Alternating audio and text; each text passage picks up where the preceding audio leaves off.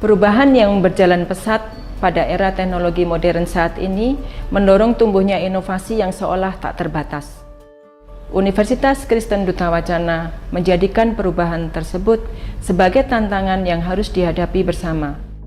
Oleh karenanya, diperlukan kolaborasi yang sinergis dengan berpijak pada nilai-nilai Duta Wacana untuk menjadikan Universitas Kristen Duta Wacana semakin unggul dan tangguh.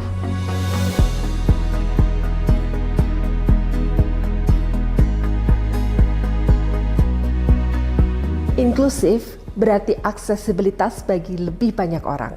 Inklusif berarti penghormatan pada hak asasi manusia. Inklusif berarti perayaan aktualisasi diri bagi setiap individu. Selangkah demi selangkah, komitmen pada inklusif dan aksesibilitas ditunjukkan dengan kolaborasi multidisiplin oleh seluruh sivitas akademika UKDW, baik dosen dan mahasiswa, bekerja sama dengan para mitra industri, pemerintah, LSM, dan masyarakat. Saat ini perhatian bahkan juga ditunjukkan dalam rintisan layanan disabilitas kampus dan pusat studi. Penyediaan rumah ibadah bagi Islam, Kristen, dan Hindu merupakan komitmen UKDW untuk inklusivitas beribadah. Interaksi sosial antar mahasiswa di dalam kampus merupakan ruang dialog yang memungkinkan inklusivitas beragama terjadi. Saya bersyukur menjadi bagian dari keluarga UKDW. UKDW menjadi tempat bagi saya untuk tidak hanya menjadi pintar, tetapi juga mampu mengolah rasa, menerima keberagaman, dan merayakannya bersama-sama.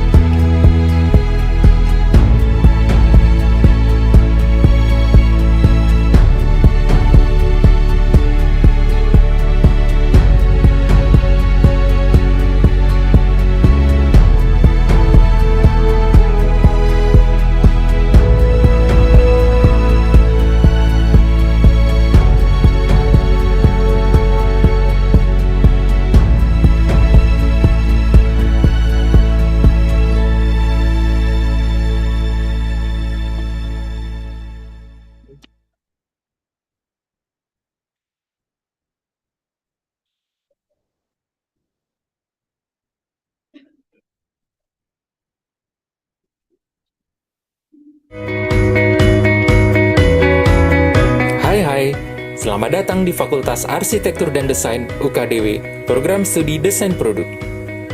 Program studi ini memiliki kompetensi di bidang desain produk yang mengacu pada standar Aliansi Desainer Produk Industri Indonesia. Selain membangun pengetahuan tentang desain produk melalui perkuliahan dan kunjungan industri, mahasiswa juga dibekali dengan kemampuan berkarya dengan dukungan laboratorium dan bengkel kerja.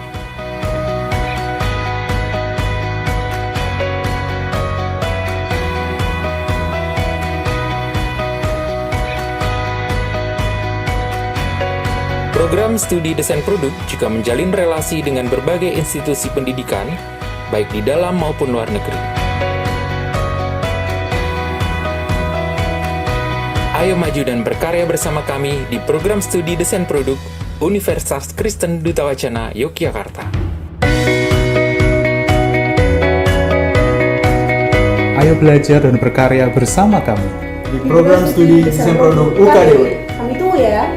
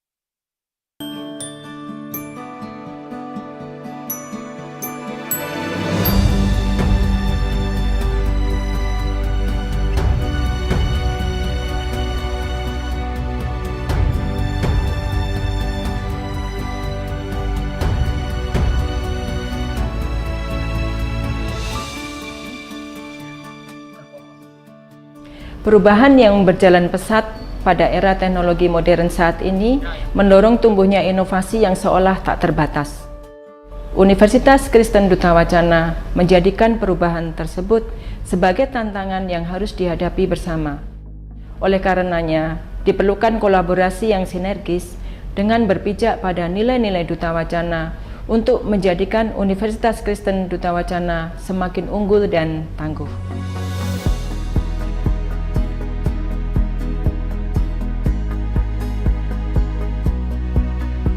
Inklusif berarti aksesibilitas bagi lebih banyak orang. Inklusif berarti penghormatan pada hak asasi manusia. Inklusif berarti perayaan aktualisasi diri bagi setiap individu. Selangkah demi selangkah, komitmen pada inklusif dan aksesibilitas ditunjukkan dengan kolaborasi multidisiplin oleh seluruh sivitas akademika UKDW, baik dosen dan mahasiswa, bekerja sama dengan para mitra industri, pemerintah, LSM, dan masyarakat. Saat ini perhatian bahkan juga ditunjukkan dalam rintisan layanan disabilitas kampus dan pusat studi. Penyediaan rumah ibadah bagi Islam, Kristen, dan Hindu merupakan komitmen UKDW untuk inklusivitas beribadah. Interaksi sosial antar mahasiswa di dalam kampus merupakan ruang dialog yang memungkinkan inklusivitas beragama terjadi. Saya bersyukur menjadi bagian dari keluarga UKDW. UKDW menjadi tempat bagi saya untuk tidak hanya menjadi pintar, tetapi juga mampu mengolah rasa, menerima keberagaman, dan merayakannya bersama-sama.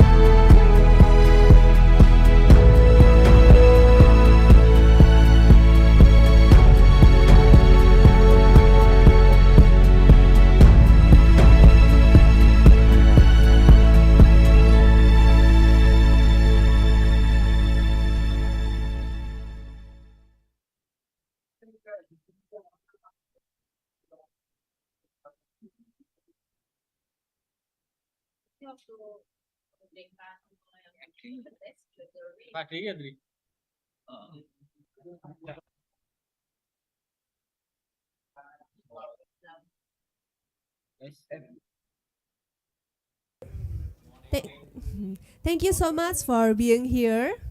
I would like to introduce myself first. My name is Centauri and I will be your MC today. It is my pleasure to welcome you today to the talk show Glass Beyond Borders. This event is held offline and online via Zoom meeting. We warmly greeting the invited guests representing the British Council who are present online, the Dean of Architecture and Design Faculty, the Head of Product Design Department, our speakers Ivan Bestari and Hannah Gibson. Thank you for being here with us today. To ensure your convenience during this approximately 2 hours event, please take a look at the toilets to the left or of this room. Please do not hesitate to ask for any help. In case of any significant emergency, we have 2 stairs in the middle of this detectors building and 2 stairs on our right at the AGP building. We have several agendas as follows. First, we will have greeting for the Dean of Architecture and Design Faculty. After that, we will take picture and capture today's event. And we are going into the talk show after that. Before starting, let us pray first. Heavenly Father, we come to you today asking for your guidance, wisdom, and support as we begin this talk show. Help us engage in meaningful discussion about the beautiful works of both glass artists. Allow us to get great insight, grow closer as a group, and nurture the bonds of community. Amen. And at the moment, already with us, the Dean of Architecture and Design Faculty, Dr. Ing Winarna, will welcome us with his warm greeting. Let's present Dr. Ing Winarta.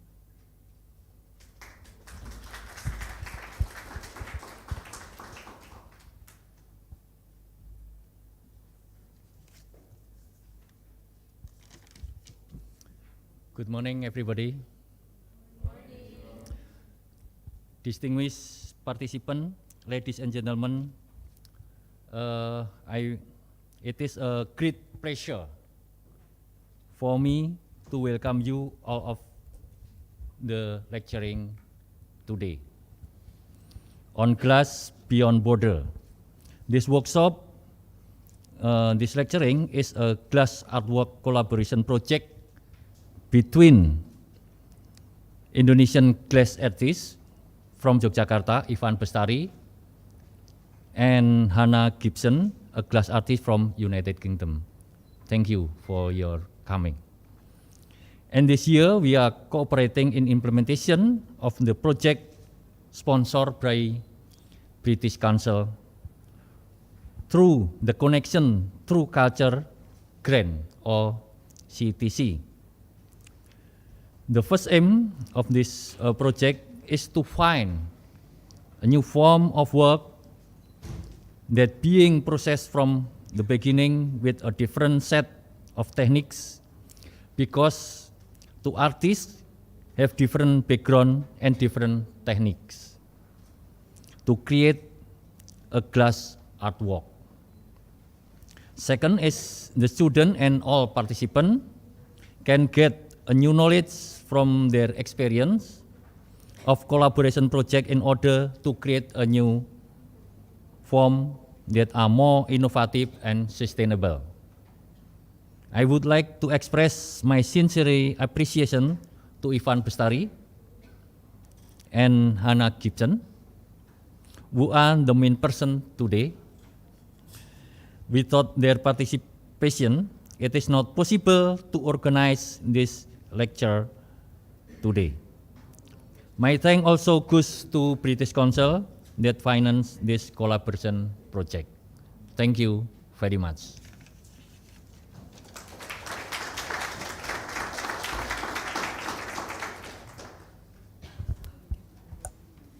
Thank you for the speech. And now we take a picture. We will capture this event. Please, for the participant can stand up. And the photographer the picture will be. Ya, please stand up, berdiri ya. Boleh disusun ke depan.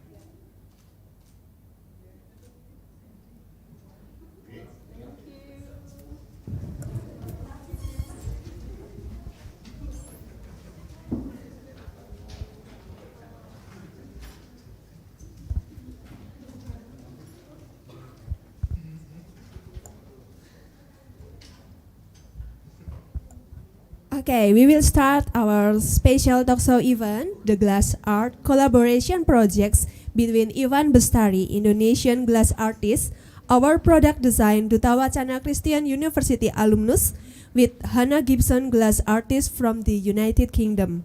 And it is now my pleasure to introduce our moderator for the talk show today, Mrs. Swinta Tridatu. She is our product design wonderful lecturer who achieved her master and PhD from Loughborough University from United Kingdom. Please welcome our moderator, Mrs. Winta. The floor is yours. Thank you. Thank you so much, Ms. Chantari. And hello, everybody. I hope you have a great morning.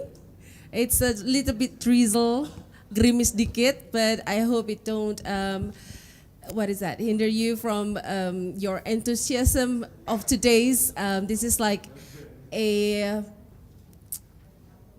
celebration of your work as well. Yeah, you have been like through a workshop. Is it true, right? Yeah, and then your work also has been displayed at the showcase at PDIN. What is the Pusat Desain Industri Nasional? Yes. Okay, so before I introduce our great glass artists, we would like to give like some merchandise to you both from our dean. Would you mind to hand in the merchandise to our, yes?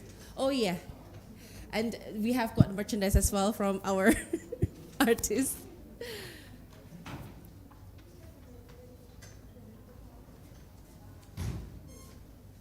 Oh, please.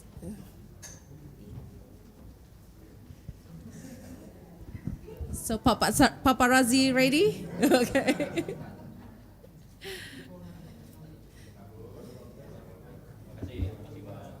Thank you.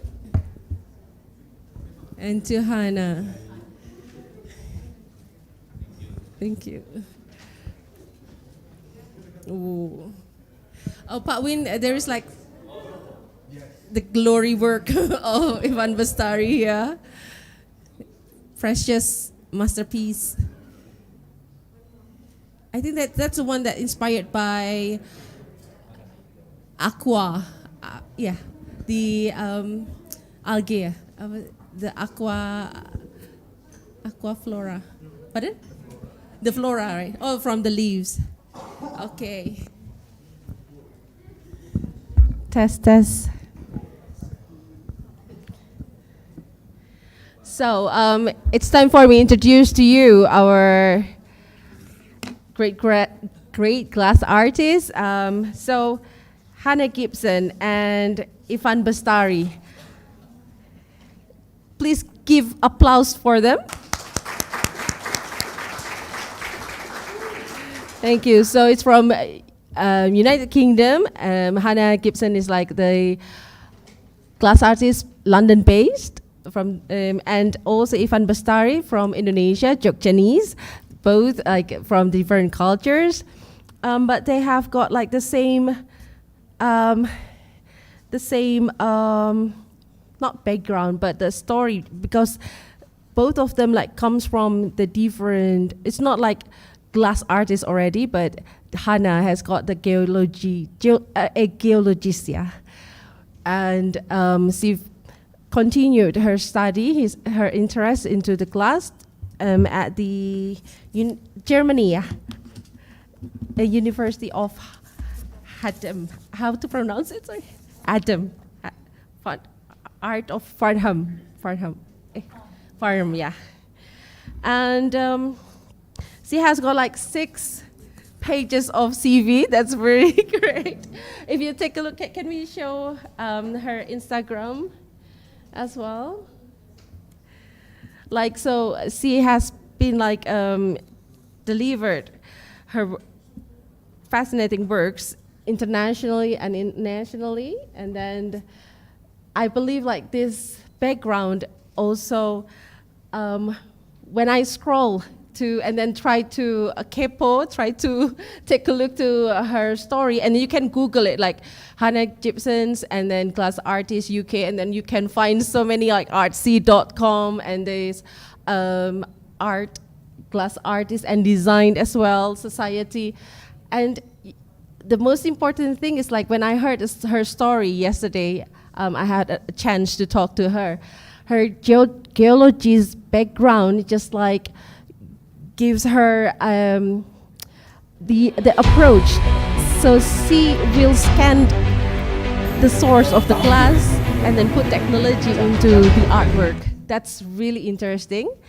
And then she also really good in telling the story. I think because the geologists like put attention into details, into the story behind of the artifact as well. And then maybe, I don't know, you can tell later, it just like gives her like to try to deliver the hidden message from the source of the glass itself, and then give a message to the world, and then just try to give like a movement into the recycling glass and any social problem in the society. That's the most interesting one. And it's also the same, kind of like the same plot to Ivan as well. Like I heard from the mother, from his mother, since since he was a child, he loves to go to the beach and then try to catch like some interesting stone or any crystal found, and then he's just like, oh, this is so fascinating, Mom. And so in his artwork as well, if we go to the Ivan Bestari, make sure that you follow them, yeah? So at Hannah, take a look like at Ivan News, and the Hannah, we will take a look later. Okay, so his work is just about to embrace the vulnerable side of glass characteristic.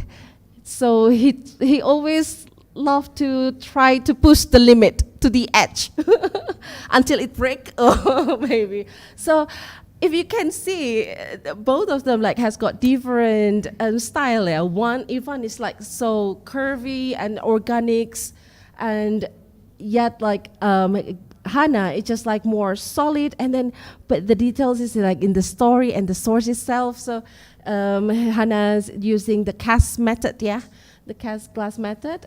So yes, so this is a very fascinating collaboration that we will have here. And again, the same thing about them is just like they try to advocate about the glass recycling, and then try to gather the community and then to do a movement. So we will hear their presentation. Again, please follow them. And then we can discuss later about their works and through this Beyond of the Glass as well. And we will welcome Ivan Bestari to give the presentation, and then following by Hannah. Is it okay? It's great. Oh, Hannah first. Okay, Hannah first. So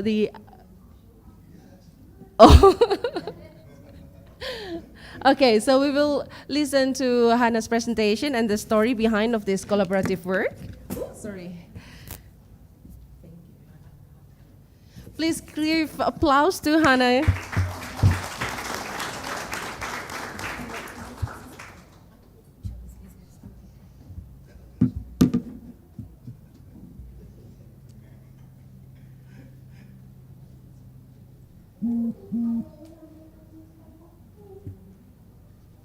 Hello, sorry, this one? Yes. Hello, sorry, can everyone hear me? Yes. Perfect. I just wanted to say, first of all, an enormous thank you to everybody involved in this project and for allowing me to be here, especially Ivan.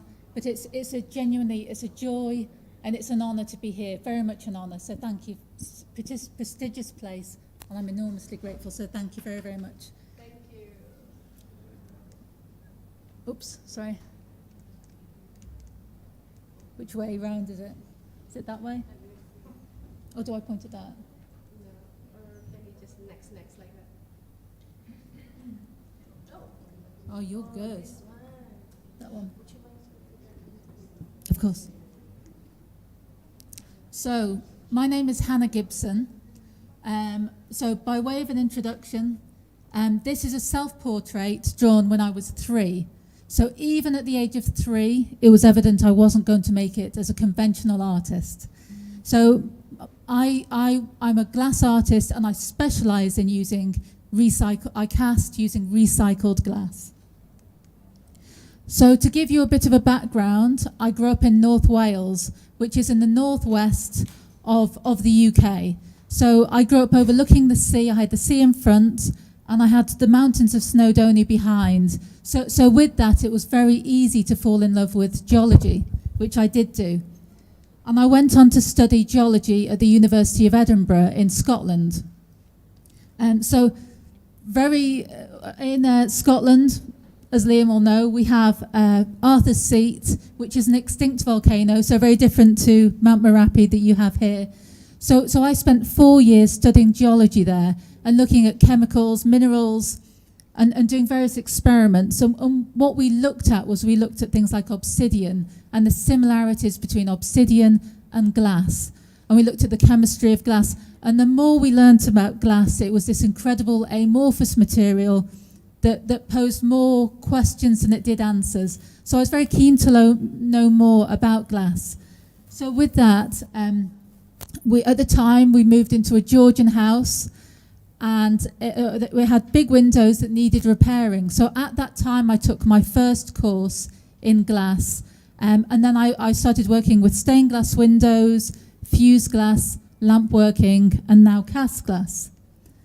So in 2015, 8 years ago, I went back to university in Farnham, which is down near London, to study for a master's in glass at the University for the Creative Arts in Farnham. So it was 2 years focusing on experimentation and using my background of geology to research glass. So I knew that what I wanted to do was to focus on materiality and focus on the glass itself. So I did take the tourist route, so this was, several years later. I now have 2 children, both of whom are taller than myself, and I love it. So I wanted to study materiality and the materiality of glass, especially recycling. So what I wanted to do was choose a shape that would unite people and to bring people together. So I looked at robots, I looked at all different kinds of shapes.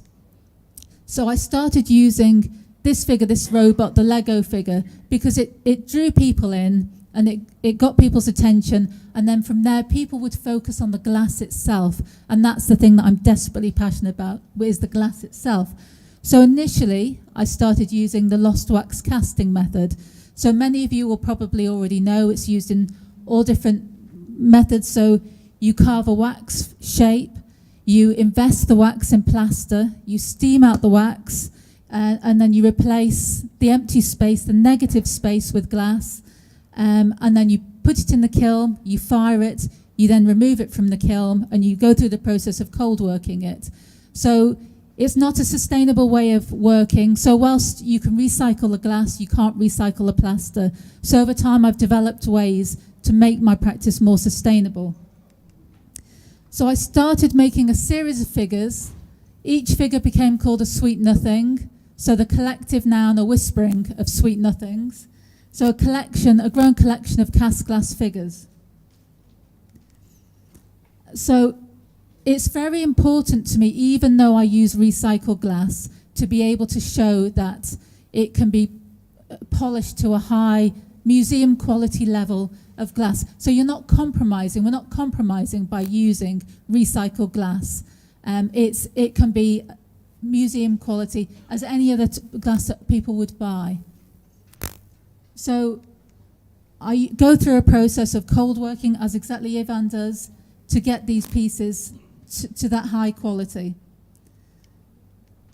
So what I started doing, my project took several strands, and one of these strands was using other artists' recycled glass to make a growing collection of figures. So this was all different glass artists from all around the world. And I would take their glass that they would otherwise be disposing of. It would otherwise be going to landfill. They couldn't reuse it. So, for example, if you're in a hot shop and you're blowing glass, you have a clear glass furnace, you can't then put the glass back in because it's got a different colour. So they otherwise wouldn't reuse it. So each figure is made from a different glass artist's glass. So I had this collection that I started building called A Whispering of Sweet Nothings. So each glass, so this is made from Stourbridge crystal, and the glass itself beforehand belonged to a different glass artist, David Reiki, and then cast into this figure. So each of them are 27 centimetres tall and weigh about 3 kilograms. But what it does is it shows the variation and the different types of glass. So this is made from recycled gaffer glass. And so each is made from a different glass artist's recycled glass that they otherwise wouldn't be reusing them. But what it shows is it shows the capabilities of using recycled glass. We're not compromising on quality, we're not compromising on colour. So it's something that's I'm very passionate about, is showing people that we're not compromising. So something that I've been trying to do alongside using recycled glass is upsizing. So these two figures here are 41 centimetres tall and they weigh 9 kilograms. So the figures range in size, so you can see the small one at the bottom, which is 4 centimetres small or tall, all the way to 41 centimetres tall. And again, using recycled glass. So my project is about materiality, and I want to show solutions and not problems. Ivan contacted me about doing this talk, and I wanted, I was thinking about what my inspiration is that I'm working with, and my inspiration is with the glass itself. It's purely about, I'm passionate about recycling, about sustainability, and about glass and sharing that passion. So I work with all different types of glass. And with a background in geology, I'm able to carefully analyse each different type of glass. So there's many ways that you can do that. So that's involving interweaving the geology background. So these figures here are actually made from television screens, so Bang & Olufsen television screens. So you can see so I never add anything else to the glass. It's simply recycled glass. So it shows the iron on the front of the larger one there, so it's a faint whisper of that previous life. So this figure here has been made from recycled milk bottles and upcycled watch parts. So glass and watch parts have a different coefficient of thermal expansion, so they want to heat up and cool down at different times. So it's problematic when you're adding watch parts, when you're adding metal. It does pose problems, but Ivan and I, we both like a challenge. And there's some smaller figures here. So this figure here has been made from recycled glass with textile inclusions, so material inclusions. So when you heat up textiles, they want to burn off at about 100 degrees, and I'm taking the glass to about 800 degrees. So quite often the textiles will want to burn off, but when you can actually put in those inclusions, you can create some beautiful textures. So this is something that Ivan and I do a lot. We do a lot of experimentation. Glass is endlessly recycled. You can use any type of glass. So for example, this figure here has been made from Chanel No. 5 perfume bottles. Every figure tells its own completely different story. It has its own narrative. These figures here have been made from recycled Marmite jars. So there's an expression with Marmite, it's love it or hate it. But these have been made from recycled Marmite jars. This is upsizing the figure. So it's 27 centimetres tall. So the larger the figure, the thicker it is, the heavier it is, the more jars that are needed. So it becomes more problematic to try and cast. But as I keep mentioning, we like a challenge. These two figures here are made from Harvey's Bristol cream bottles. So glass, each type of glass has its own different coefficient of thermal expansion. It heats at a different temperature and cools at a different temperature. So Ivan has found a way around it. So using lamp working with his exquisite work, he keeps the glass very, very thin and can mix different types of glasses. However, I can't do that with casting, and it's hard to do it with fusing because it's a thicker piece, it's a heavier piece, and I'm using more bottles. So you'll see each of the figures is a different colour and it's made from a different type of glass. This figure's been made from recycled Jägermeister bottles, Bombay Sapphire bottles. So these are just small 4 centimetre tall figures, and then upsized to this larger figure here. So the more glass that you add, the more opaque it will be. The thicker it is, the more opaque the figure is. These are Neal's Yard Remedy bottles, which is a soap company, and the colour comes from cobalt, so that rich blue coloration comes from cobalt.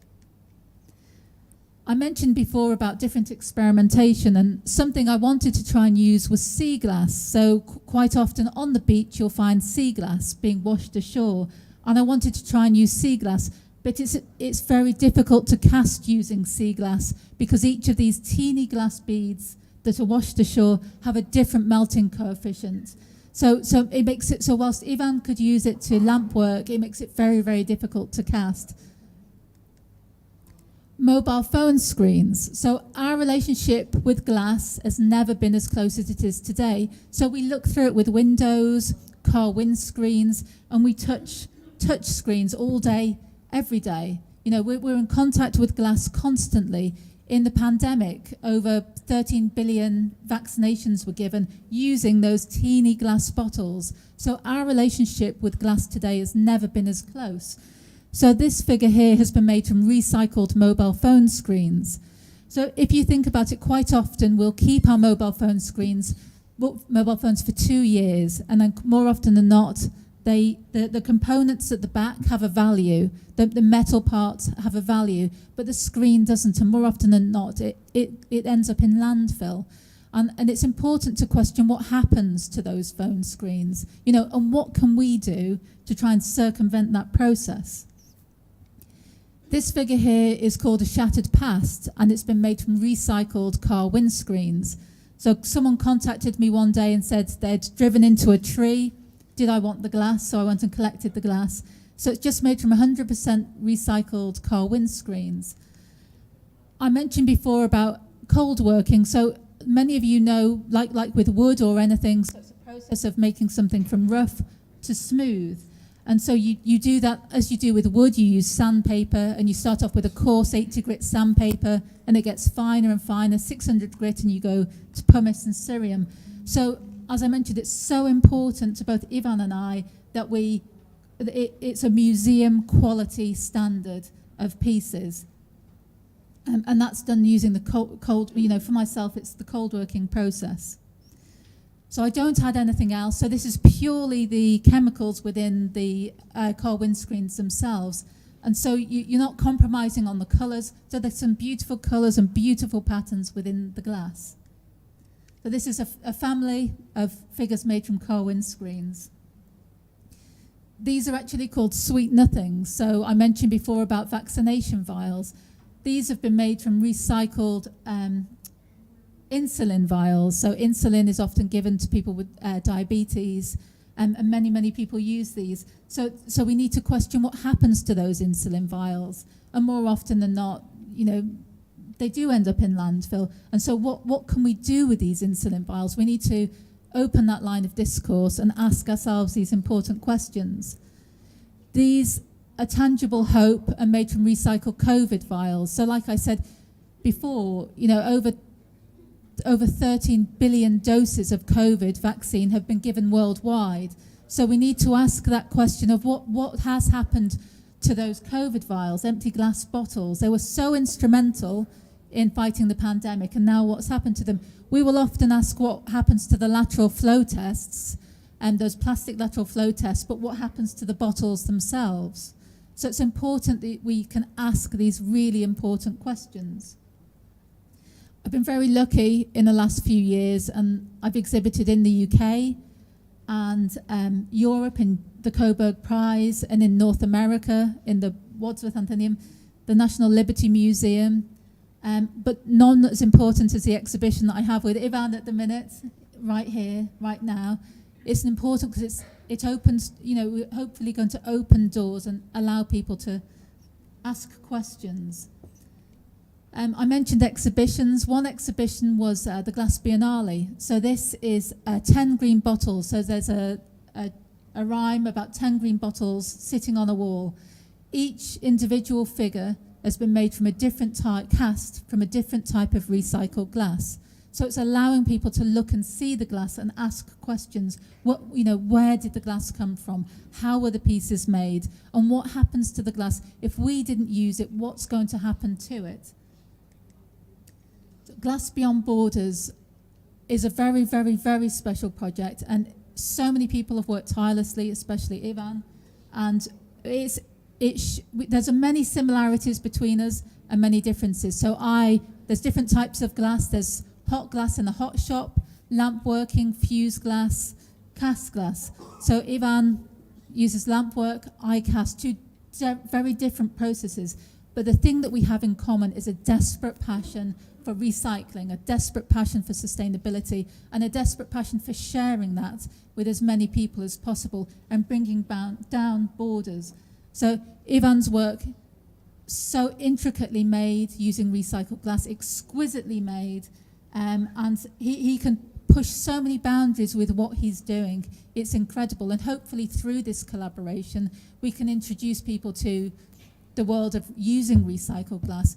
It's not a compromise on colour, it's not a compromise on quality, but it's also exploring all different avenues and explaining to people the potential of using recycled glass, which is so very, very important and becoming more important now.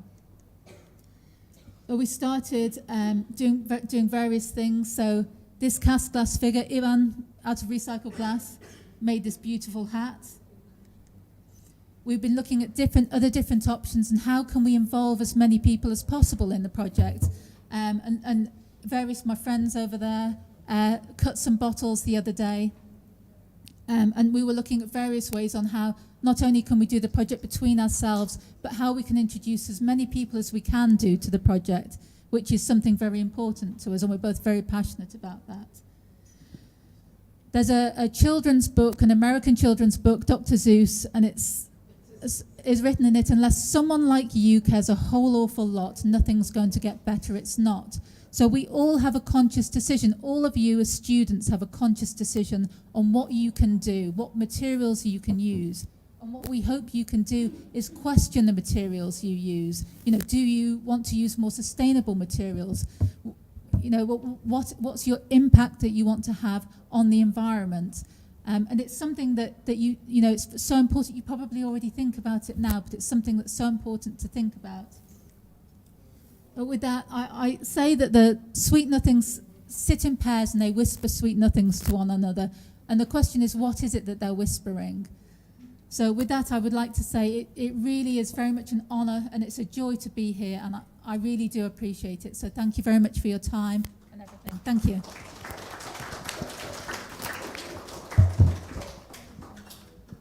Thank you so much, Hannah. Please let me to resume your presentation in Bahasa. Is it okay? Yeah. Okay. Harus naik pesan sponsor. Baiklah, tes. Oke.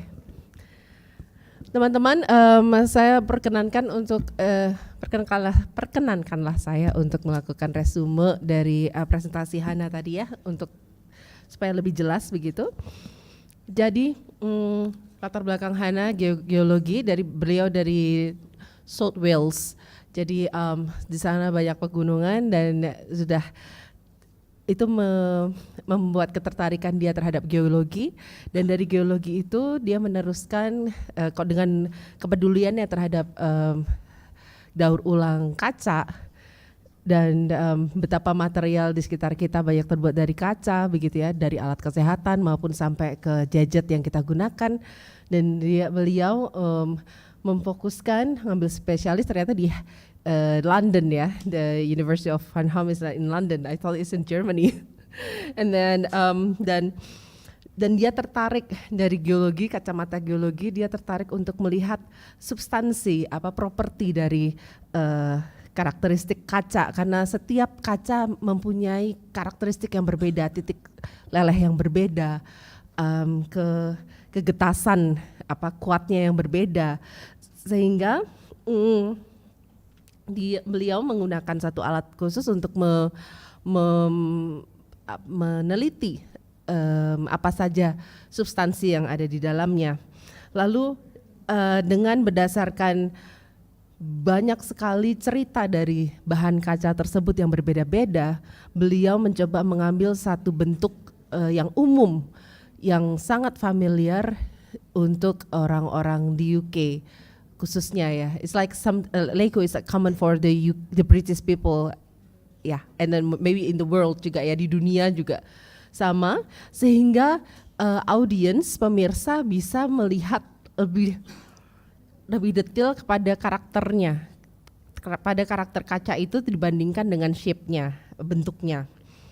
Di situ beliau bereksperimen tentang bagaimana kalau misalnya satu kaca dari botol-botol yang berbeda, maupun dari tadi ada botol insulin, botol susu, banyak sekali ya. Jadi komunitas-komunitas ternyata manusia itu juga ada konsumsi produk mereka terhadap gelas, juga menciptakan perilaku komunitas tersendiri. Ada anak-anak yang harus membutuhkan insulin, orang-orang yang membutuhkan insulin, botol-botolnya kemana begitu kan.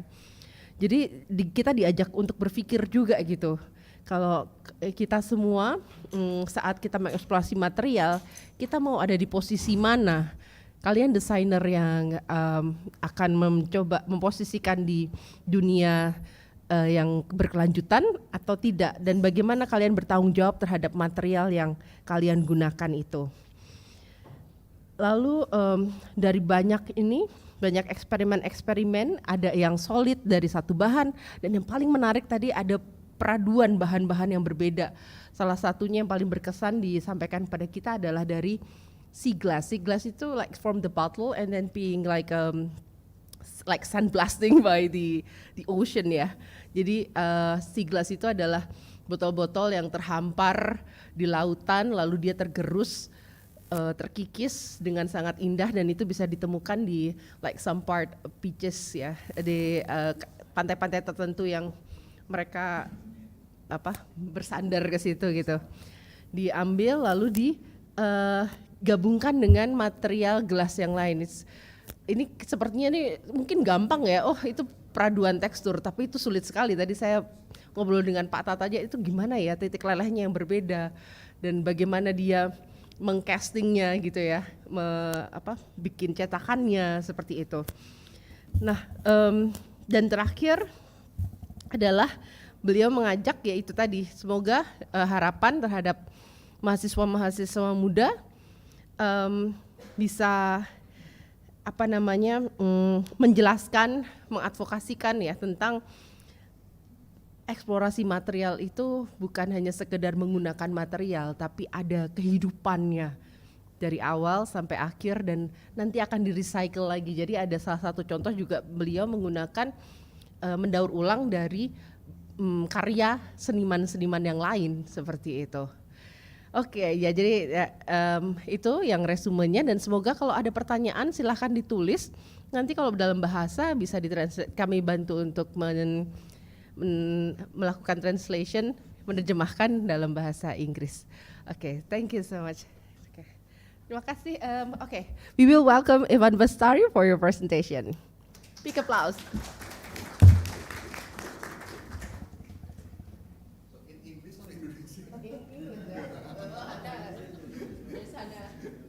No lost translation. Okay. Thank you.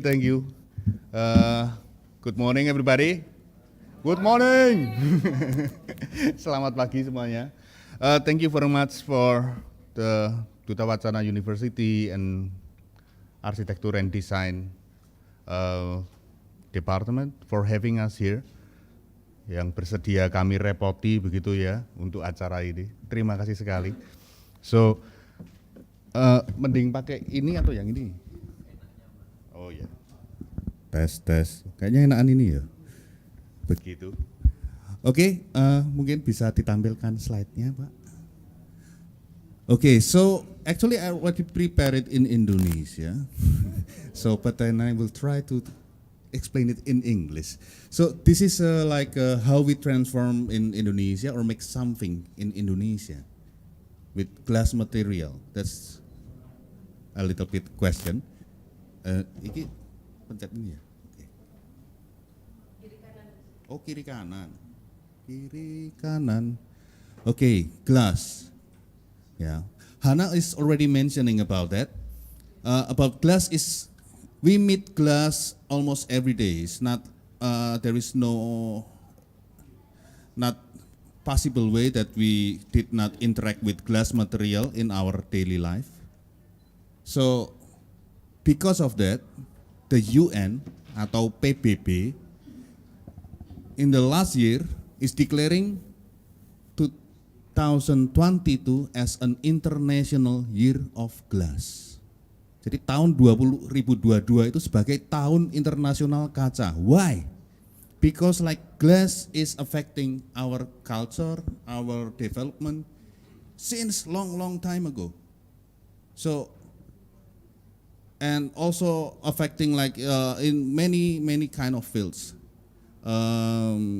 such as science. If we don't have microscope, maybe the development of the science will be different. We see through the stars and beyond with telescope, changing the course of history. Like they found out that Earth is evolving the sun, revolving around the sun, is because glass. That's why the UN declared last year as International Year of Glass.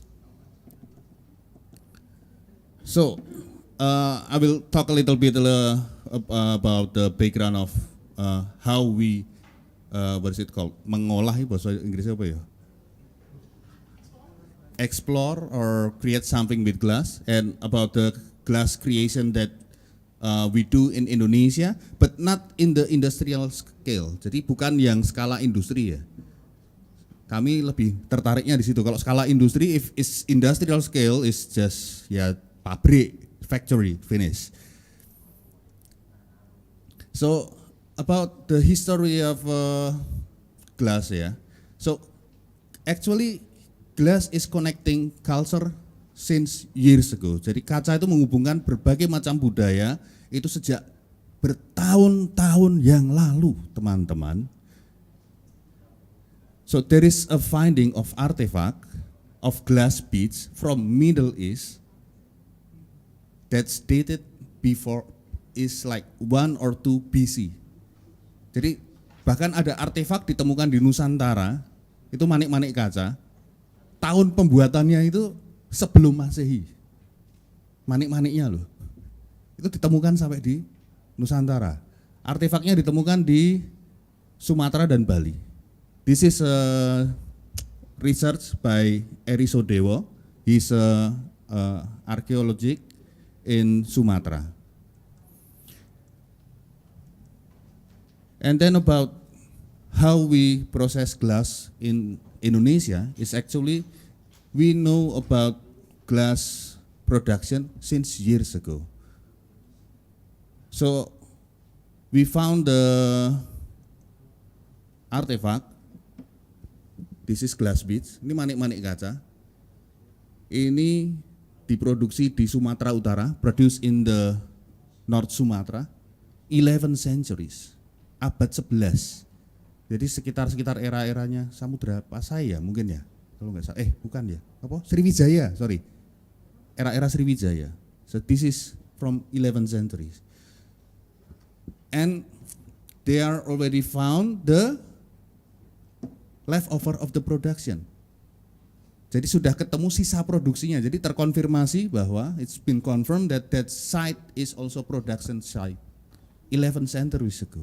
Jadi sudah 11 tahun yang lalu. Jadi kalau beberapa teman-teman pengajar ingat dulu dari Korea yang ke sini, pembukaan speech mereka adalah kami iri karena Anda yang punya sejarah kaca. Ini yang disebut sebetulnya. Ya ini dari Pak Eri Sodewo data-data ini. Oke, tapi relating to glass in Indonesia is like we just know that this is glass made from a factory, used as product, as windows and everything. If it's broken, nobody knows what to do. Ya kan? Kaca itu kita pakai setiap hari, ketemu setiap hari ya kan? Kita tahu soal kaca, we know about glass, but nggak begitu kenal loh. We don't really know like a good friend. We don't know how to do with waste glass. Kita bayangannya selalu itu adalah urusan industri besar. Udah kasihkan ke rongsok aja, diambil sama rapel, selesai. Oke. Lalu kalau di Indonesia sebetulnya ada enggak toh pelaku olah kaca? Is there a glass production here? Small scale production glass who process glass in Indonesia? Yes. And usually we separate like glass processing into two types. Jadi kalau pengolahan kaca biasanya kita menggolongkan menjadi dua golongan ya. Between without heating, so it's called cold work. Kalau bahasa Inggris disebutnya cold work karena nggak butuh api sama sekali. Jadi itu pecahan kaca disusun mosaic tiles, and then make glass cutting and then glue it, composing it became some form, menjadi bentuk ditata-tata gitu. Lalu ada teknik potong botol, bottle cutting. Kemarin di PDIN kita bisa praktek. Lalu ada juga teknik-teknik menggunakan panas. Jadi sebetulnya di Indonesia sudah banyak yang melakukan. So actually in Indonesia some people already did it in this not a big industry scale. Jadi ada kaca tiup, glass blowing, a lot of them doing it glass blowing and fusing and slamming. This is already done in Bali. Banyak yang melakukan itu soalnya di Bali. Nah ini salah. So this is few of the example. This is the bottle cutting technique. This is a friend of mine in Bali, Ubud Bali. Ini brandnya Love Life Studio in Bali. So tekniknya adalah teknik dingin. It's cold working. It's potong, grinding, poles. Seperti itu. Dikombinasi dengan sandblasting. Seperti itu. Nah, ini yang menarik. This is from East Java. People making glass beads production. Jadi ini manik-manik dari kaca. Bahan utamanya limbah kaca. Ini scrap glass atau limbah kaca. Tapi yang warnanya putih, so the white is white colored glass, the milk glass. They mix it with seed beads, monte. Kalau tahu manik-manik yang lembut kecil-kecil itu namanya monte kan ya sebutannya. Itu dilebur untuk jadi pewarna for the coloring, and then they make beads, manik-manik. Ini nilai ekspornya mengerikan sekali, kemana-mana sampai kurang-kurang. Itu gria manik. Nah, this is from Bali. Seperti yang sudah that Hana mentioned, is usually using one kind of glass, like satu jenis kaca, because the coefficient of expansion is different, is dangerous. So it will stay in shape intact, like okay maybe 1 year, 2 year, but maybe in the 3rd year, 4 years or 10 years it will crack.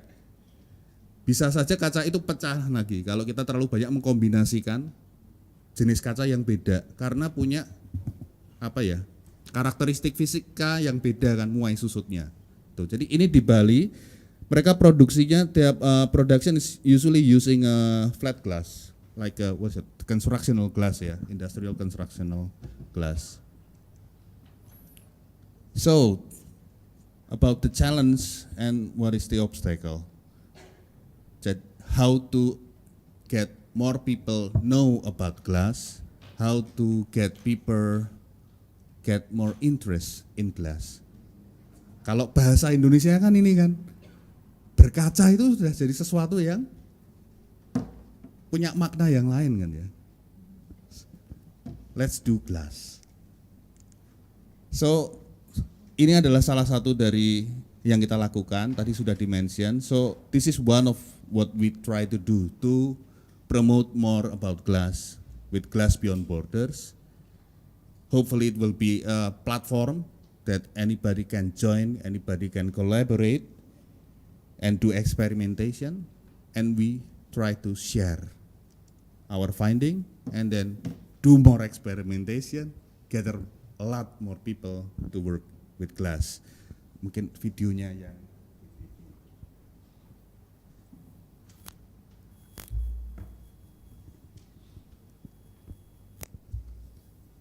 Jadi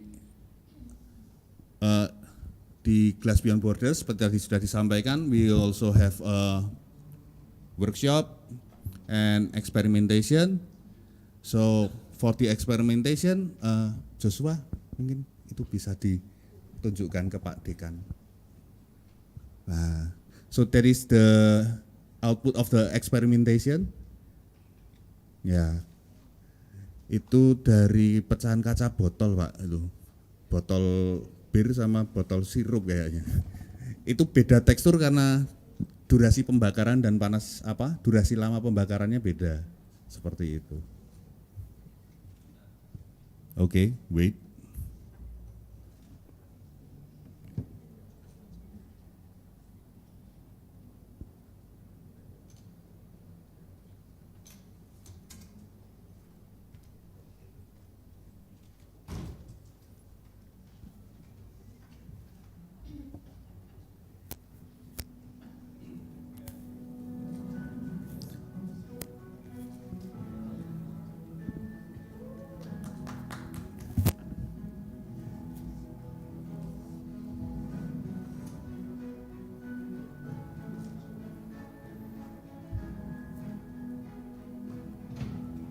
Ya, ini workshop yang bersama teman-teman di sini ya.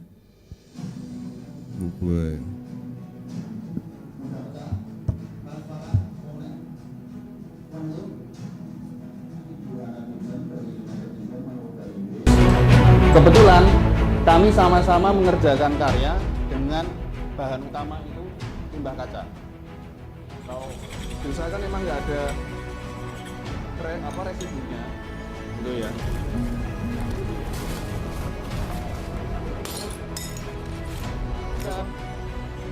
Ya. 2 kali. Setelah ini diulang lagi misalnya. Cuma 1 kali lapis kaca, 2 kali lapis.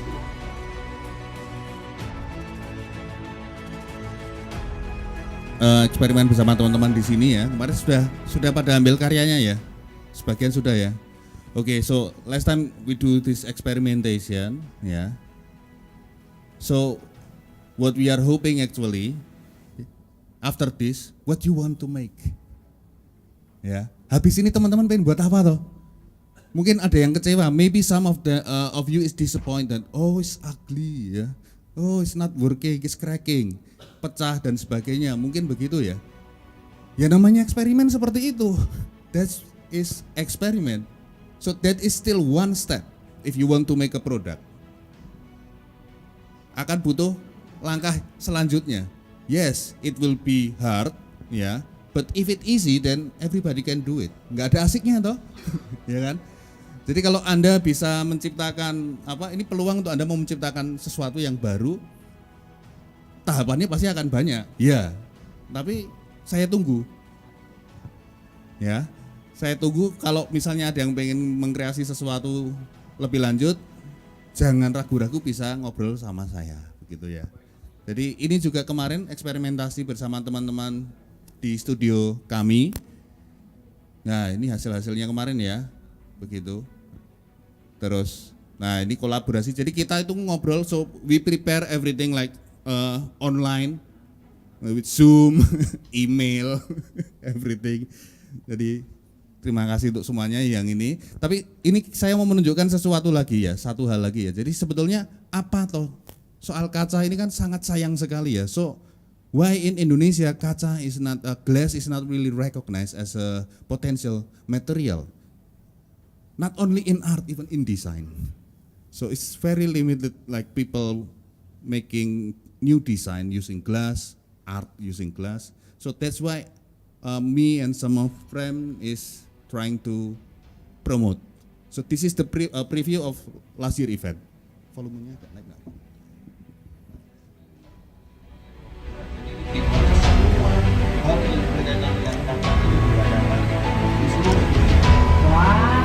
Jadi Indonesia Glass Art Festival ini tahun lalu.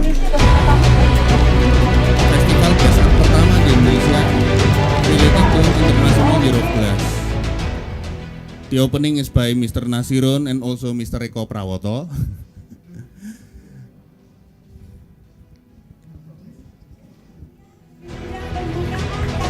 Jadi di sini saya mencoba mengumpulkan, I try to gather a lot of people working with glass. So it's crazy, agak gila.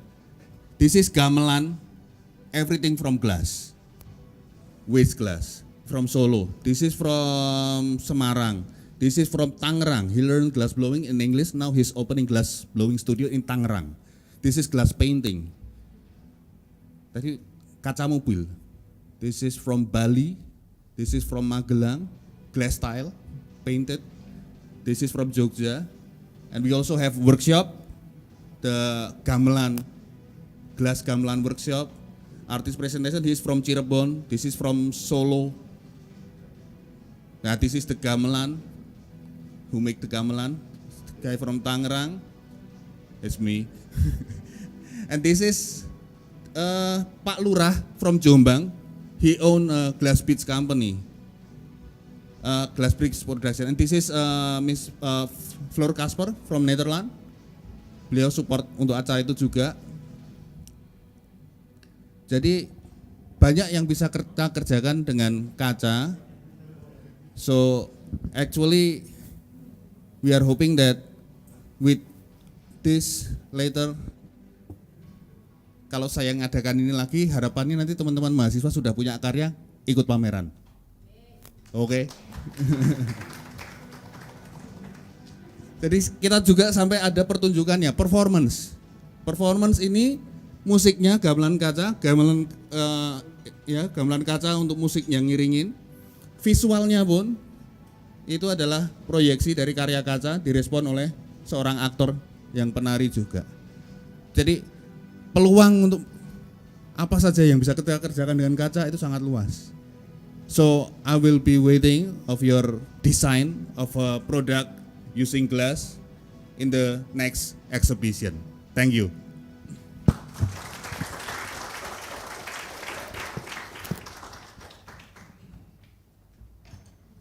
Thank you, Mas Ivan, for the very moving speech of both of you.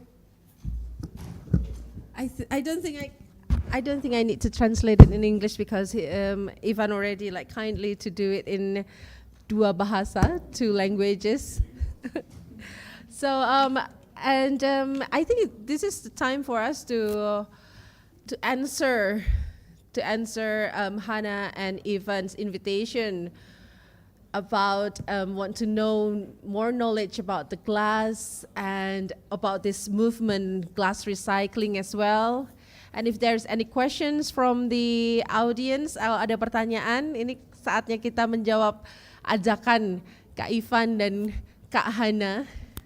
Kak Hana, I call you Kak Hana. Kak is like older sister.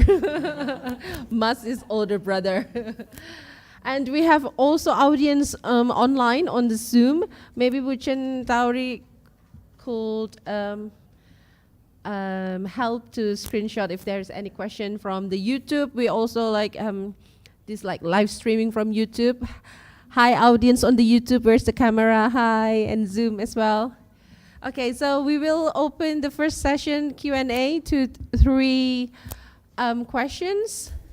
From any question from audience? Okay, we have got you, sir. Oh, do you mind, Mas Franz or Wuchen? Would you mind to give the mic? Okay. Boleh minta nama Bapak dan pertanyaan?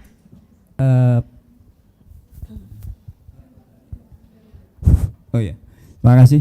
Saya Nugroho dari Terban. Yang mau saya tanyakan itu tadi kan pembakarannya itu pakai api ada, kemudian pakai tenaga listrik ada, kemudian yang terakhir tadi apinya itu kayak api las itu. Nah, 3 posisi itu kapan kaca itu digunakan pembakarannya? Terima kasih.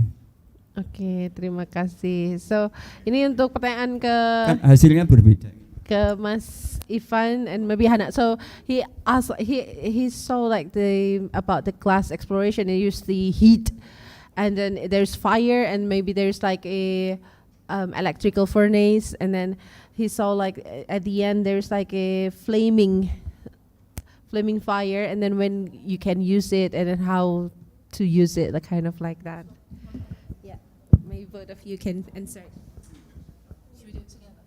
Oh, okay. So when I make the pieces, so the first thing that I do is to analyze. Do you want me to do it and then? Yeah, I will tell you Okay. later.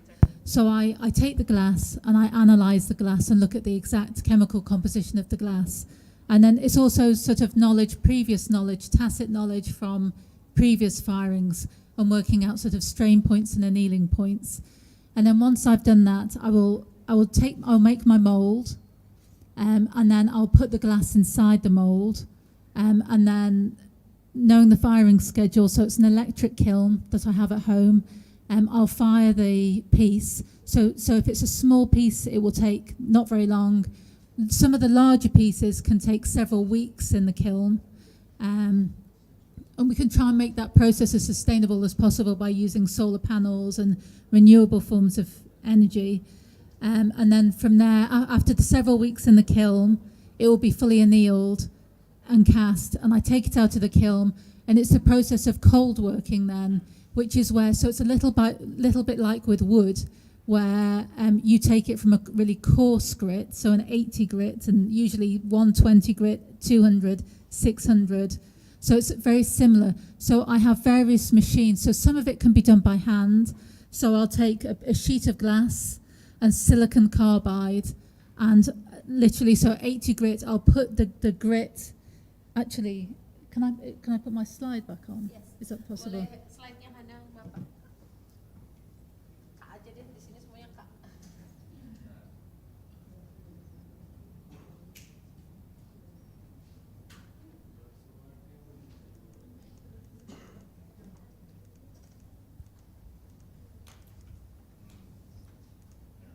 So this here is it's a wheel, a little bit like a turntable, like you do with pottery, and on it has the grit already in it. So with this, it's 80 grit, and then what I do is, so there's a teeny bit of water that goes onto it, and I'll flatten it. So this is the first step. So it'll come out of the kiln, slightly bumpy back, and I'll flatten it there. So you can see on the back there. So this machine is essentially like a turntable with a small bit of water, and then magnetic pads that we swap. So an 80 grit, 120 grit, and you go all the way through the various grits so it gets smoother and higher polished all the way through to a pumice and then a cerium grit. So another way is using this wheel. So this is a pumice, it's a cork wheel that goes round, and on it I put in pumice and hold it. So this is when you've gone through all of the grits, silicon carbide grits, all the way through to pumice. And so literally between the cork and the pumice, it's an exothermic reaction, so it generates heat, and the combination of the pumice, the movement, and the heat, it will take it to a higher polish. So another way that you can polish them is to use a machine called a reciprolap, which is a big vibrating pan, and you can put the figure on any piece of glass on the pan, and again you go through the various grits, and it basically, so you don't need to use your hands, and you can leave the piece of glass by itself, and it will move on the pan. So you get various size cast iron pans. It will move across, and it will cold work it that way. So, oops.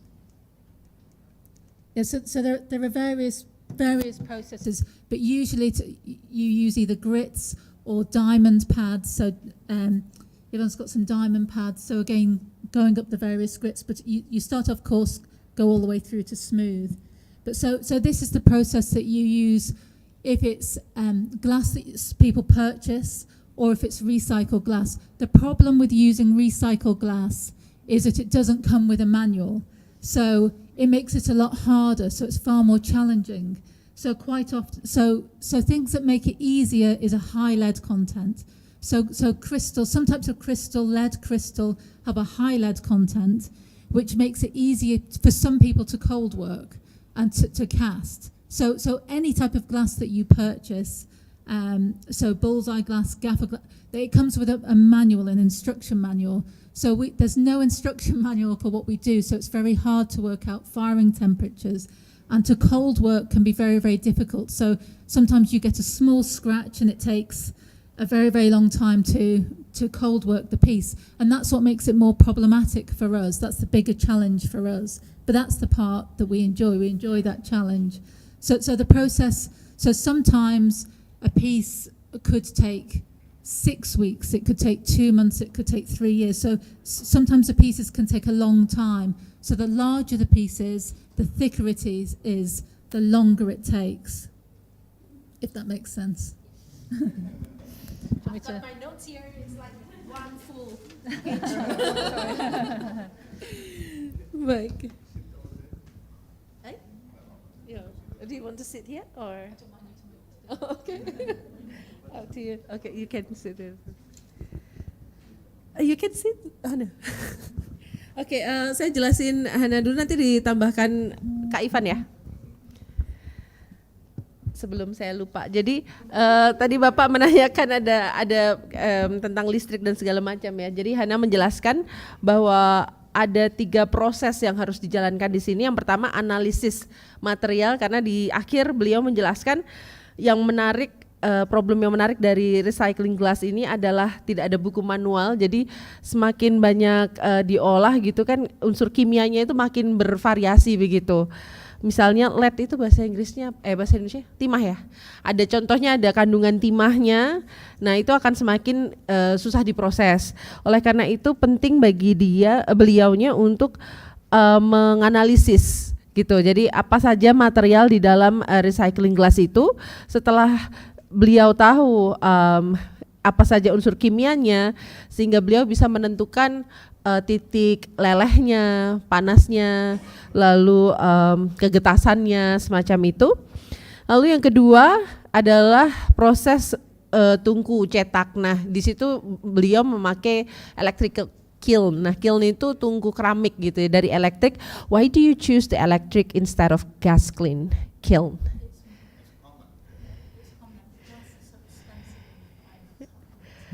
So it's like the electric is a bit. Oke, jadi soalnya pada umumnya di sana kilnnya itu memakai elektrik begitu ya, dan mungkin lebih bisa di standar. Jadi kalau kita bisa lihat termonya begitu. Kalau gas mungkin pakai ilmu kira-kira begitu ya, tergantung panasnya seperti apa. Nah itu mungkin Kak Ivan Bestari nih yang jago ya di tengah limitasi negara kita. Terus jadi pakai teknik pakai plaster, gips begitu ya. Lalu pakai wax dicetak, lalu waxnya dilelehkan, lalu dimasukkanlah kacanya seperti itu. Terus yang ketiga adalah yang paling penting tuh di penghalusan. Ada 4 yang saya catat di sini ya. Bisa memakai roda putar. Yang pertama itu seperti ada roda putar seperti keramik. Lalu ada beltnya, jadi seperti biasa amplas ya, jadi ada amplas mulai dari nomor rendah ke nomor tinggi. Tadi dibilang itu magnetik, jadi udah canggih ya, jadi bisa langsung nggak pakai lem tapi magnet begitu. Terus yang penting ada airnya, karena itu akan mempengaruhi kehalusannya juga prosesnya.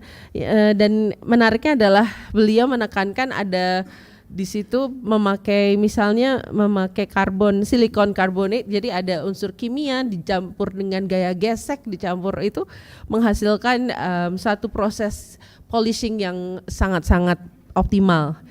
Lalu yang ketiga ada vibrating pan, itu bahasa Indonesianya apa ya, bejana bergetar ya.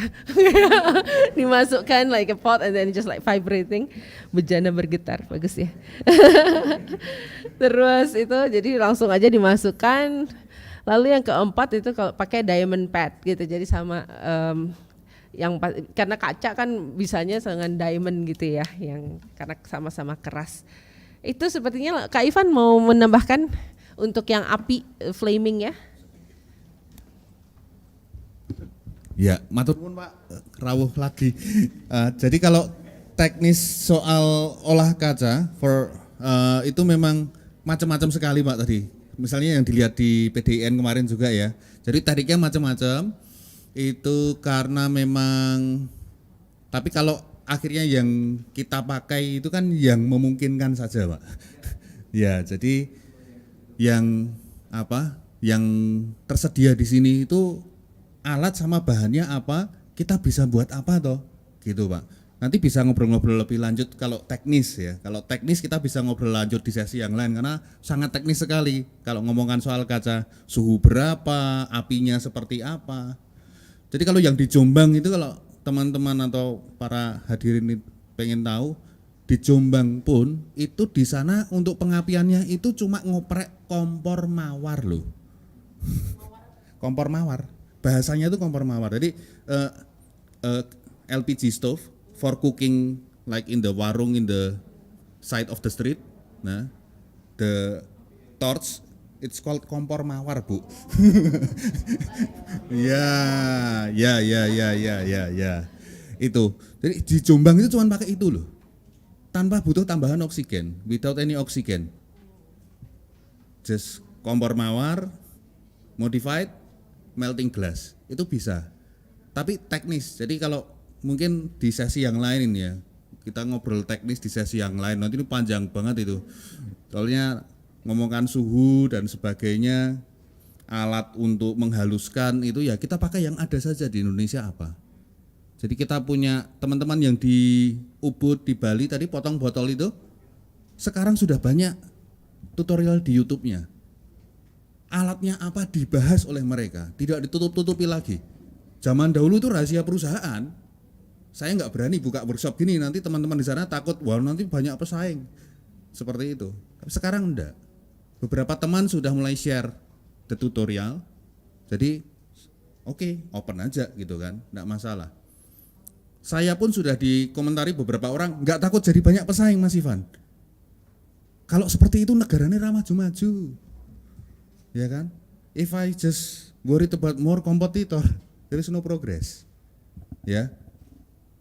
Kaca itu di Indonesia ini kalau ikut dikembangkan, saya yakin bisa lebih luar biasa. Karena apa? Orang-orangnya itu luar biasa di sini, kreativitasnya itu loh. Ya kan? We see the potential of the Indonesian artists making things, making artwork, making the concept is crazy. If glass is also if they also do with glass, I think it will be amazing. Ya, jadi silahkan datang ke otak-atik ke tempat saya, bisa ngobrol-ngobrol lebih lanjut. Mari kita menggunakan kaca yang berlimpah iki lho. Gratis meneh, banyak-banyaknya. Monggo matur nuwun. Thank you, Mas Kak Ivan.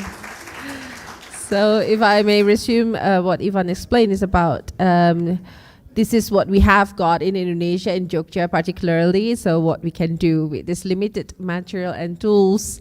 And then nowadays he's like doing with the flaming work, and in Jombang particularly they only use this LPG electric stove, not gas stove, yeah, and then which the what is that? The one part component to put any pot on is just like kind of like rose petal shape, so they call it tadi apa, kompor mawar. Mawar is rose, so it's like rose stove. And he also emphasized that there's so many aspects that need to learn about the glass, particularly for the temperature as well. And it's a long session, and everybody please come to Otak-Atik Glass Workshop. Where is it? Kuncen, yeah? At Kuncen. You can find it on Google and on the Go Right as well. And then everybody nowadays in Indonesia start to share their knowledge about the glass, which has not happened many years ago, but now it's just everybody share, and then it's about the skill and the concept. It's not about the basic process is more or less the same. So he also invite us all to explore the potential craftsmanship in Indonesia, kind of like that. Thank you. Oke, terima kasih sekali Bapak atas pertanyaannya, bagus sekali. We invite for the second question. Oh yes, ini pertanyaan singkat, jawaban panjang, tapi itu bagus. A short question but long answers. It's good. Boleh nanti perkenalkan ya nama Bapak dan pertanyaannya. Ya, selamat siang ya. Langsung aja, saya temennya Mas Ivan di suatu komunitas luar. Saya tertarik tadi sepintas melihat gamelan dari kaca. Ya, mungkin bisa dijelaskan bagaimana membuat wilahan gamelan dari kaca itu sehingga menghasilkan frekuensi tertentu dengan trial and error, coba-coba, atau ada suatu alat pada saat membuat itu ada suatu alat tertentu yang mendampingi. Ya, terus kemudian bagaimana menentukan dinamikanya, karena setiap benda kalau dipukul itu kan ada dinamikanya selain frekuensi aja. Itu. Terus kemudian apakah bahan untuk membuat semisal tadi wilahan gamelan itu khusus? Apakah dari sampah kaca itu kita bisa sembarangan untuk menghasilkan wilahan gamelan tertentu? Oke, itu aja. Terima kasih. Terima kasih. Boleh tahu namanya, Bapak? Bapak? Nama saya Herlambang. Herlambang, Pak Herlambang. Terima kasih. Nama orang terkenal ya, Bapak. Oh ya. Salam kenal, Pak. Okay, the question Mr. Herlambang asked about the gamelan, the glass gamelan. Yeah, fortunately I tried as well, and then it's very, very beautiful. It's almost similar to like the brass gamelan, yeah. And maybe Mas Ivan could answer this. He asked about the name. Maybe there's like there's a person that promoted that. I forgot his name. And is it trial and error, or is there any scientific approach to create those gamelans? And then how's the material? Can we use any recycled glass, or is that certain glass with a certain property to make that gamelan to have that dynamic of the tone as well? And please, Kak Ivan, give us some enlightenment. Oh, Instagram ya. Siapa? Mrs. Winta, there is a second question maybe. Oh, yeah. Okay. Belum. We can have the next question first. Perkenalkan, nama saya Rafiq dari Panghuajo, Sewon, Bantul.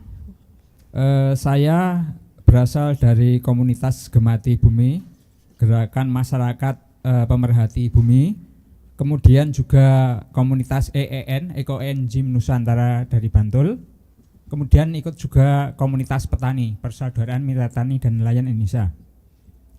Dan saya pribadi adalah UMKM, yaitu marga agrobisnis yang memproduksi, mengolah sampah organik menjadi pupuk organik cair. Ini saya tertarik dengan kaca-kaca ini, mengolah sampahnya ini dari lingkungan. Di benak saya ini dari pupuk organik cair itu tadi ada terbesit juga tayangan, ada akuarium yang bulat tadi.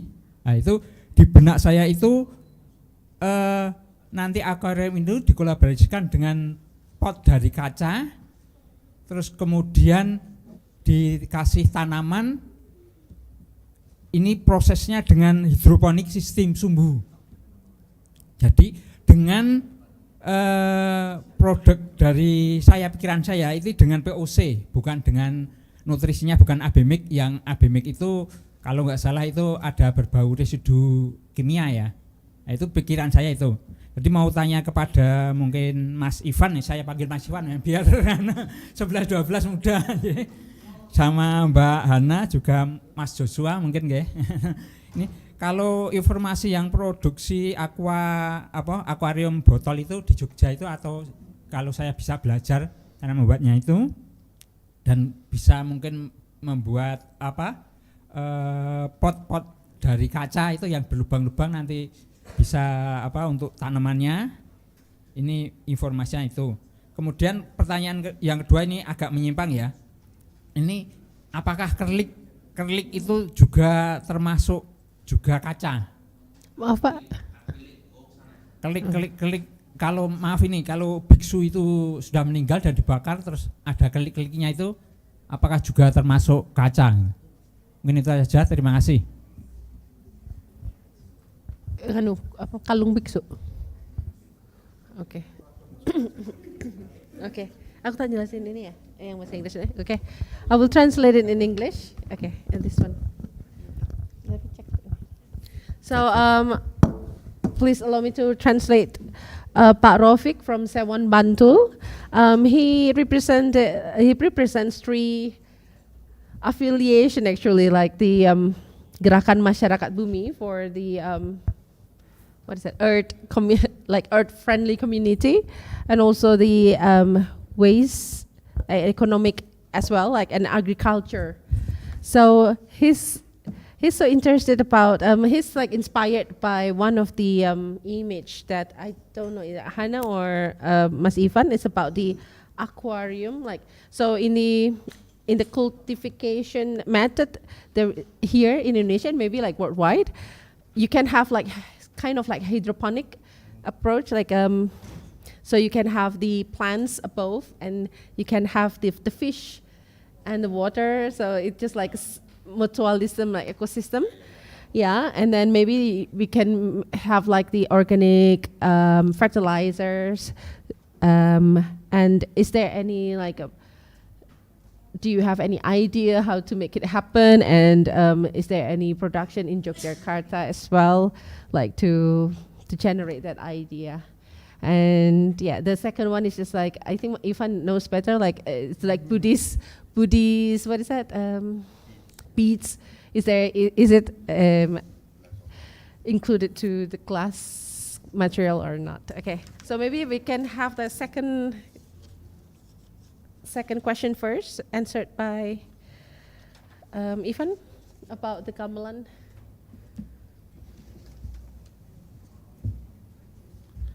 Oke, hello. Wih, iki mau enakan ya. Enakan sing iki ya Mike. Yang ini dulu ya, gamelan ya, Pak. Gamelan kaca itu yang mengkreasi itu Mas Konde. Komunitas, nah ini teman-teman dari yang dari Bantul, mungkin infonya dari Pak Irwan mungkin ya. Dari Paguyuban Sampah juga dapat info, iya kan? Jadi yang di gamelan ini, nah ini itu gamelan. Gak apa-apa, suaranya gak keluar, gak apa-apa. Nanti biar cari sendiri ya, itu tuh Konde Artwork Instagram ya. Ini dari komunitas wayang sampah di Solo. Jadi mereka itu kreasinya itu sampah kabeh. Jadi they do creation from waste and everything. Jadi mereka tuh ngembangkan dari alat untuk performance-nya sampai instrumen musiknya. Jadi di luar gamelan kaca ini, si Konde itu sudah buat bahkan alat musik roncong seperangkat komplit sampah kabeh. Ini di Pacitan kalau nggak salah. Kali ini Pacitan. Ini di Pacitan. Nah, kacanya apa? Sak nemune, Pak. Yang penting kaca lembaran. Nanti ketebalannya itu macam-macam. Semakin tebal katanya Konde itu untuk nada yang semakin tinggi. Pertanyaannya adalah selalu soal leng laras piye, nyari nadanya gimana, nyetemnya gimana. Konde itu sudah hafal lebar itu kira-kira seberapa. Terus naruh lubangnya di mana. Untuk dapatkan nada yang pas, itu diatur panjangnya. Dites pakai itu, kalau untuk tuning tuh Pak, di aplikasi untuk tuning gitar apa itu loh, dites di situ sama dia. Jadi tadi di video kan ada dia sambil naruh HP, tung gitu kan, itu. Jadi ini memang berdasarkan trial and error. Konde is developing this like 5 years. Ini Mas Konde itu mengembangkan itu sekitar hampir 5 tahunan. Jadi dari trial dan error. Jadi gamelannya bahkan kalau dia mati di sini tadi, resonannya pun pakai botol. Untuk mencapai resonansinya berarti kan antara bilah sama itu harus sama kan frekuensi ini toh. Yaitu antara dibuat lubang atau diisi air untuk ngepaskan resonannya. Jadi kalau ngundang Konde untuk pentas, lenyetem suwe sok-sok. gitu. Jadi ini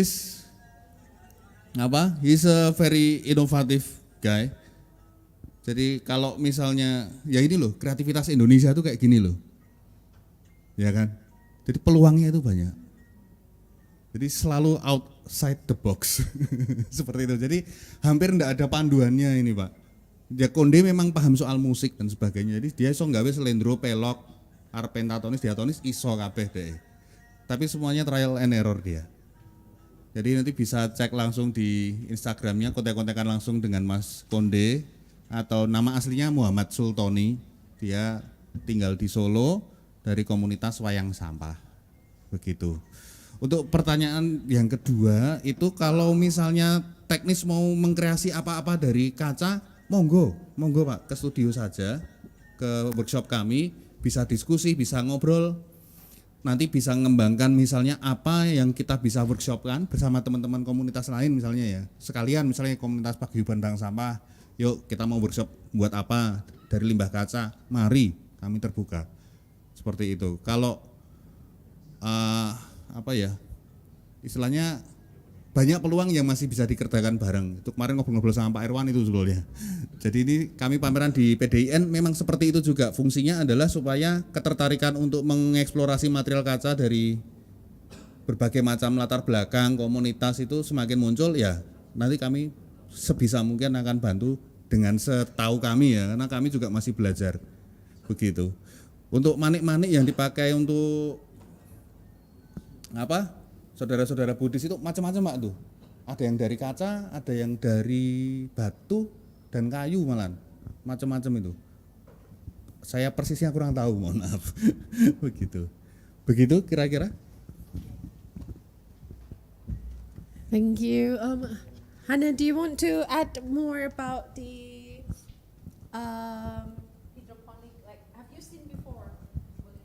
Have you seen before the plants? Oh, really? Oh, Mas Joshua, do you want to add more? The aquarium. But is there any that kind of thing in the UK?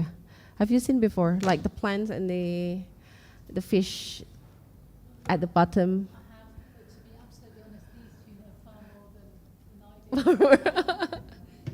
Mau nggak Mas jawab? Boleh, okay. So is there, okay, so for the gamelan, do you want me to translate Ivan about the gamelan, or is it enough already? Oh, already, okay then, okay. Okay, okay, is there any question, more question from students? Can I have the representative of student, please? Okay, is there, okay, my lady. Please, like, one question, and then from student, please. You will get a very big point then.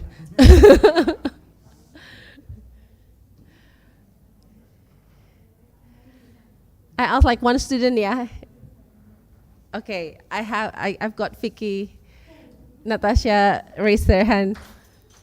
Okay, Miss, would you mind to introduce yourself and the question, please? Mas.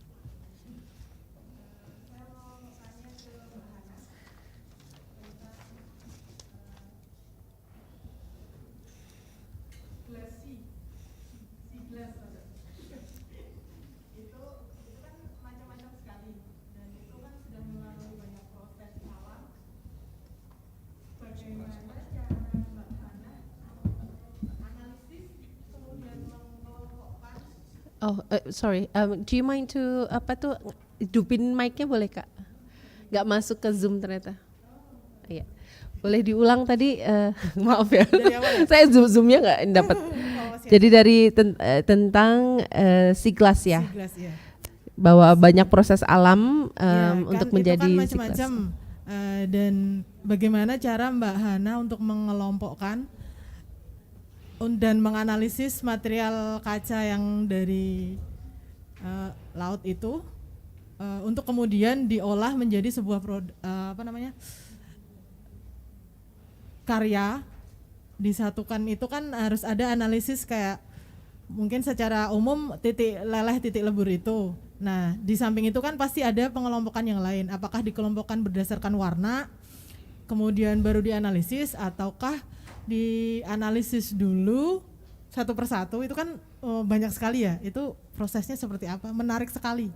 Karena hasilnya juga dari karyanya itu sangat berbeda dari dibandingkan dengan gelas yang misalnya dari botol atau limbah yang lain yang bukan dari sudah terproses dari alam itu tadi.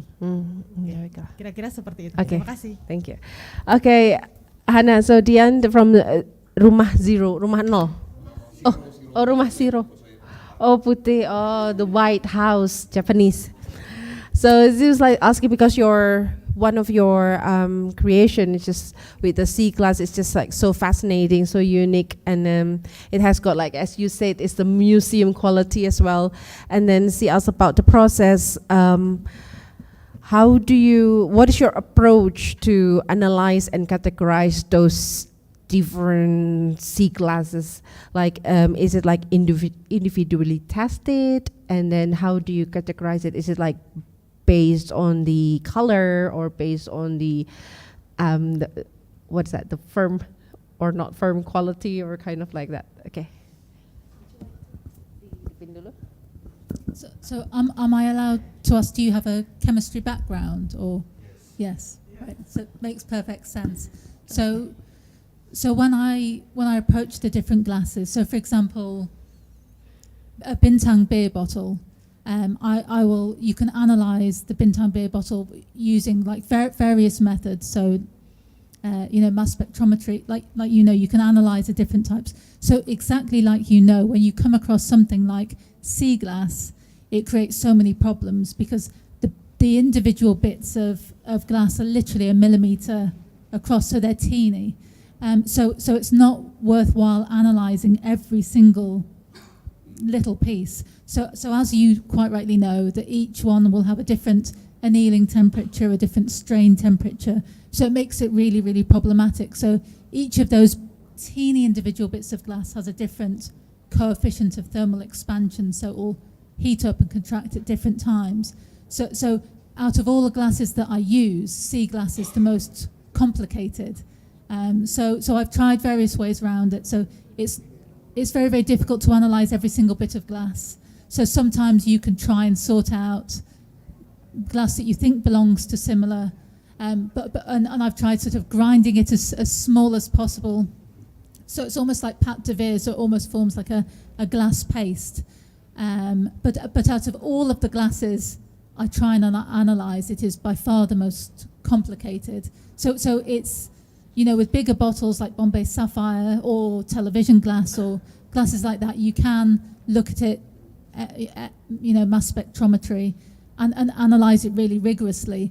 But the sea glass is the most complicated because it's just the smallest of bits of essentially, 1 millimeter across. So I found it very, very difficult to cast. That's the hardest one I can cast. But I like the challenge. So for me, the closest I've got so far is to try and sort out glass that looks more similar and grind it as small as possible into essentially like a pâte de verre paste. But it's very, very hard to do. But I like that challenge. So yeah. I do have some small figures, so 9 centimeter tall figures that I've tried to make, and I've looked at it with sort of polarizing filters to see if there's strains. And the smaller the piece, the higher the success that I've had, really. So I'm still working on it. But yeah, it's a labor of love. So you generate like a database on your experiments like that, yeah? Yeah, so it's like a systematically approach, and then that's when the intuition of an expert is the key. I've been working, so my geology degree I completed in 1997, and I started working in glass pretty much at that same time. So over 25 years I've been doing a lot of research with glass. So it's been my main focus really for a quarter of a century. So some of it my work sits between science and art really. and my approach is purely, I guess, from a scientific approach, but a lot of it will be tacit knowledge of knowing that a Bombay Sapphire bottle, for example, is one chemistry, and then so it's, a lot of it is tacit knowledge. But I have folders and technical folders and more technical folders. But yeah. Okay, thank you. Oh, it's also motivate us, like for us student who still has been like doing 6 months experiment. Don't cry. It's okay if you just like still, oh, I'm far away, and you just like demolished by the reviewer in your exam. It's okay. I'm still 6 months. She has got like 25 years and still ongoing experiment ya. Jadi jangan berkecil hati untuk teman-teman yang masih berproses gitu ya, karena memang intuisi dan jam terbang dari keahlian itu penting.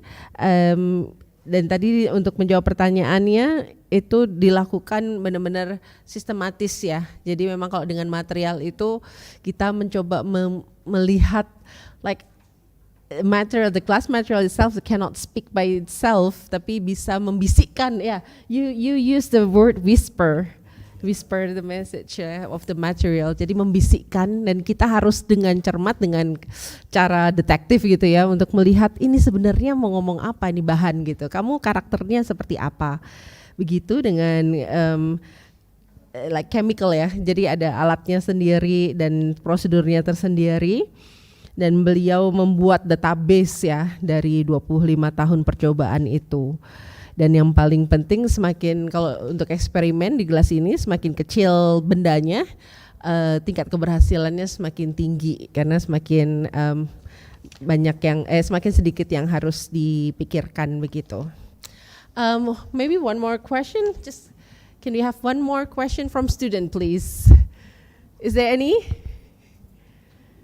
Like because Ivan challenged us to have your artwork like in the next year or this year glass next year glass 2024 glass exhibition.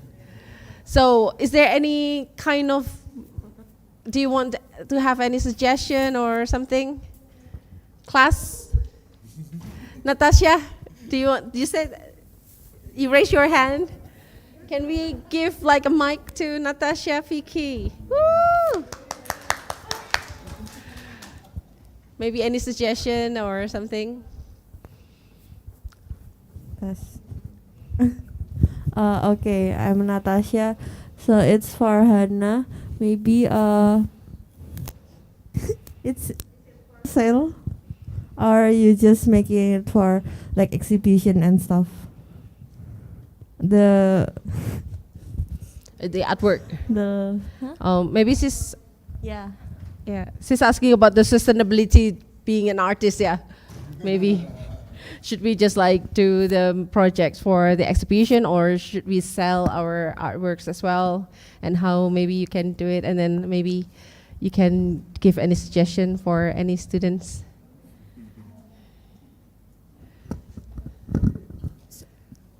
It's a difficult one. So it depends on what your motivation is, really. So I've spent time working in schools, lots of different schools, with young children and bigger children, and we would take children to museums and we'd say sort of look but don't touch. And it's very important to me to let people touch glass and share that passion for glass.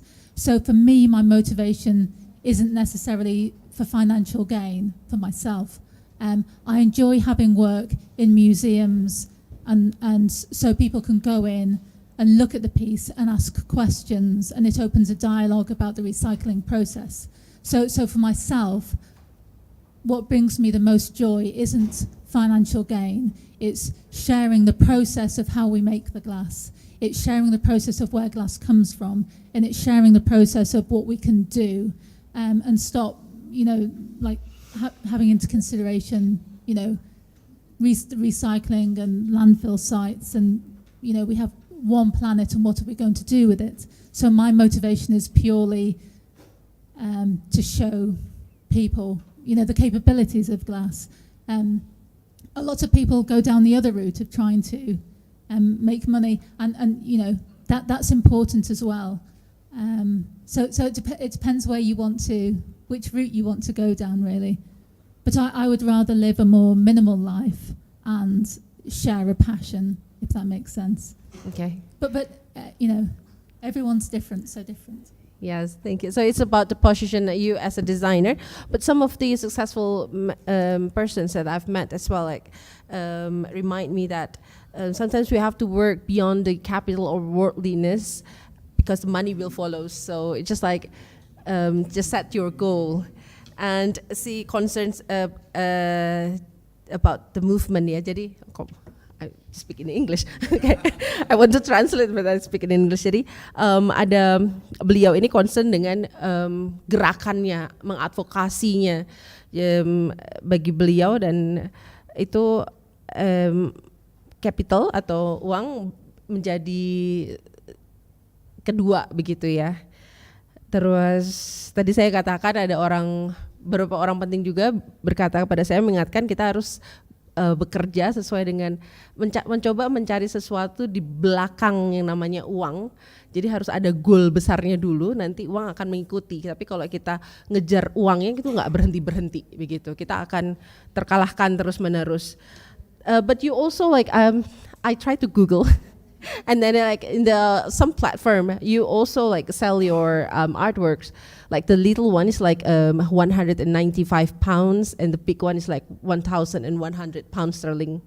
Yeah. Sorry, I sell a percentage of my work, and it basically funds the research. Yeah. That makes sense, but I don't sell many of them. Okay. So a lot of them will go towards museums and. Okay. Yeah. Oke, so jadi beliaunya juga menjual, tapi tidak diarahkan nanti pendapatannya ke badan lain seperti itu. Tapi kalau kalian coba di Google, ada yang dijual kecil itu 195, itu berarti sekitar 204 juta ya, 3 juta, 4 juta rupiah begitu. Yang besar 1.122 jutaan begitu ya. How big the biggest artwork that you have, what is the size? So at the minute it's 41 centimeters tall and weighs about 9 kilograms. Oh, 9 kilogram so berat. that's very, very hard to cold work because it's heavy, and a lot of it will need to be done by hand. So that process will take months and months. Oh yeah. And it's very, very hard. So the fact that the pieces look at me and smile, they've got eyes, nose and a mouth, so they smile. So it makes it more rewarding because the process takes such a long time. Yeah. But so I'm trying to upscale it, which is harder to do because it involves more recycled glass, and it's trying to find glass which is compatible with one another. Yeah. So, but I'm trying to do it. So, but at the minute, 41 centimeters tall and 9 kilograms. Yang terbesar 41 km, 9 kilo, dan itu sangat berminggu-minggu prosesnya, dan itu seneng banget di saat Lego yang punya mata, menjadi sebuah sosok itu tersenyum pada dia ya. And then you have got trouble as well ya when you come to Indonesia ya. Do you mind to share? I think it's a very good. So I was between home and Indonesia, so I was okay. I put my bags in the hold, so it goes underneath the plane, and that was all fine. There was no problems, and I got all the way to here, and then they scan at the last minute. And so my figures are 27 centimeters tall, and they had in watch parts, so bits of brass, bronze, silver and copper. So from the point of view of an X-ray, if you're looking down on that piece, it looks like a bomb. So what they do is they analyze it, and then they look at it underneath the X-ray machine, and then you start seeing people moving around and looking at you, and then they take you on one side, and they take you into a separate area, and then they're asking for documentation, and you're unwrapping it, but from their point of view, I was carrying a bomb, which obviously that was not the case. So, but you learn each time. So now I know next time, don't bring a piece of glass that contains lots and lots of watch parts, because it's not sensible to do. Yeah. Definitely not. Don't try it. Saya coba terjemahkan, tapi mungkin nggak selucu beliau ya. Jadi saat beliau bawa ada yang dimensinya karya 27 cm tingginya, dan di situ ada kaca, dan dalamnya itu terbenam part-part dari jam. Jadi kalau di X-ray melintang begitu, pikirnya seperti bom seperti itu. Jadi beliau harus diperiksa begitu agak lama karena ya takutnya bawa bom itu tadi. Mungkin harus di-declare gitu ya. Oke, last question, yes, Suhu.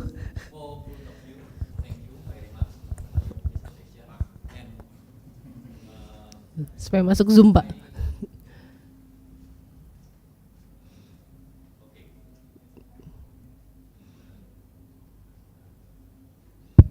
Yeah. Are there any background story? Every creation, both of you, and then you look for a material that which suitable for background story. Just a simple question. Okay. For me is different, very different with Hannah. So Hannah working with casting, so already have the form. For me, I'm more like trying. What usually I do is actually doodling. So it's just flowing. I just have some kind of imagination of what I want to make. I just try to follow the glass to move with it and make something. Sometimes I have a background story, like some idea, but usually it's only like a guideline. It's not exactly conceptually. So I just no. For me it's different. For me it's like because like every material for me, every glass I can work with easily and combine it easily because different technique. Maybe you can sorry to interrupt. Maybe you can give like one example, like, and then you can tell the story. Not maybe, everything. Maybe the leaves. Yes. Maybe that yeah. artwork. Yeah. So like that is maybe like I have every form that I make actually is already passing like several experiments before, because to achieve some kind of form for flame working, we have to think about the step of doing it. If not, it will ruin it. And the dimension and everything, consideration, because of we don't have any annealer. Jadi to cooling it down properly, how I decide the size and everything is already from the experiment before. So sometimes story is not, I'm not always using kind of narrative in the making, like background story. Actually, for me, is not my process of creation is different. It's not like that. So I just like doodling, following the material. But different kind of bottle for me is I'm already get used to it, so I know that they can be compatible together and everything. Is something like that. Just for me, it's just flowing with the melted glass and the heat of the fire. responding the limitation of the material and the physical property of the glass. Okay. So for me, I work very much, so whilst I take a scientific approach, very much so, I work with the narrative that the glass brings me. So each piece of glass will tell a story. So for example, car windscreen glass, I'll have a phone call of someone saying that they've had a car accident. And whilst that's a terrible experience, you know, I have the glass, and what I can do is bring together that shattered past and bring it together and form something which is cohesive. So something positive has come out of something negative. So it tells a story. So it's a little bit like the COVID vaccination vials. It tells a story, it has its own narrative. So COVID was, the vaccination vials, those borosilicate vials were so instrumental in the COVID vaccine being distributed all across the world. And so a little piece will tell that story of the pandemic. Another example is a nurse in the south of England had some morphine bottles. So morphine is often given to people in a lot of pain. So the nurse collected them from a child that was very, very poorly, and the child was going to pass away. And so the parents asked the nurse to take the morphine bottles and to turn it into a figure that they could then keep.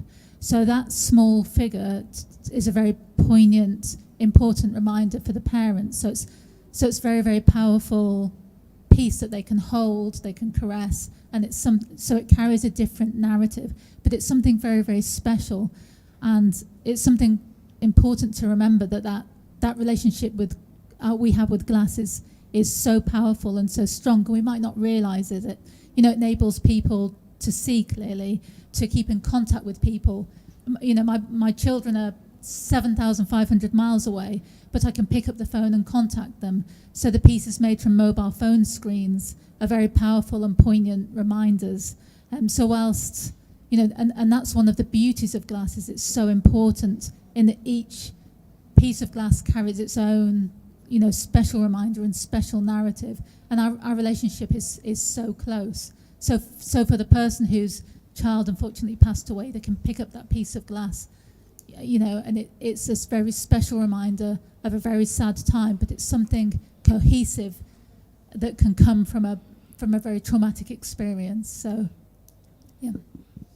Thank you so much. May I translate it a bit? Okay. Jadi Pak Win bertanya apakah ada cerita di belakang karya itu dan bagaimana itu mempengaruhi karya tersebut.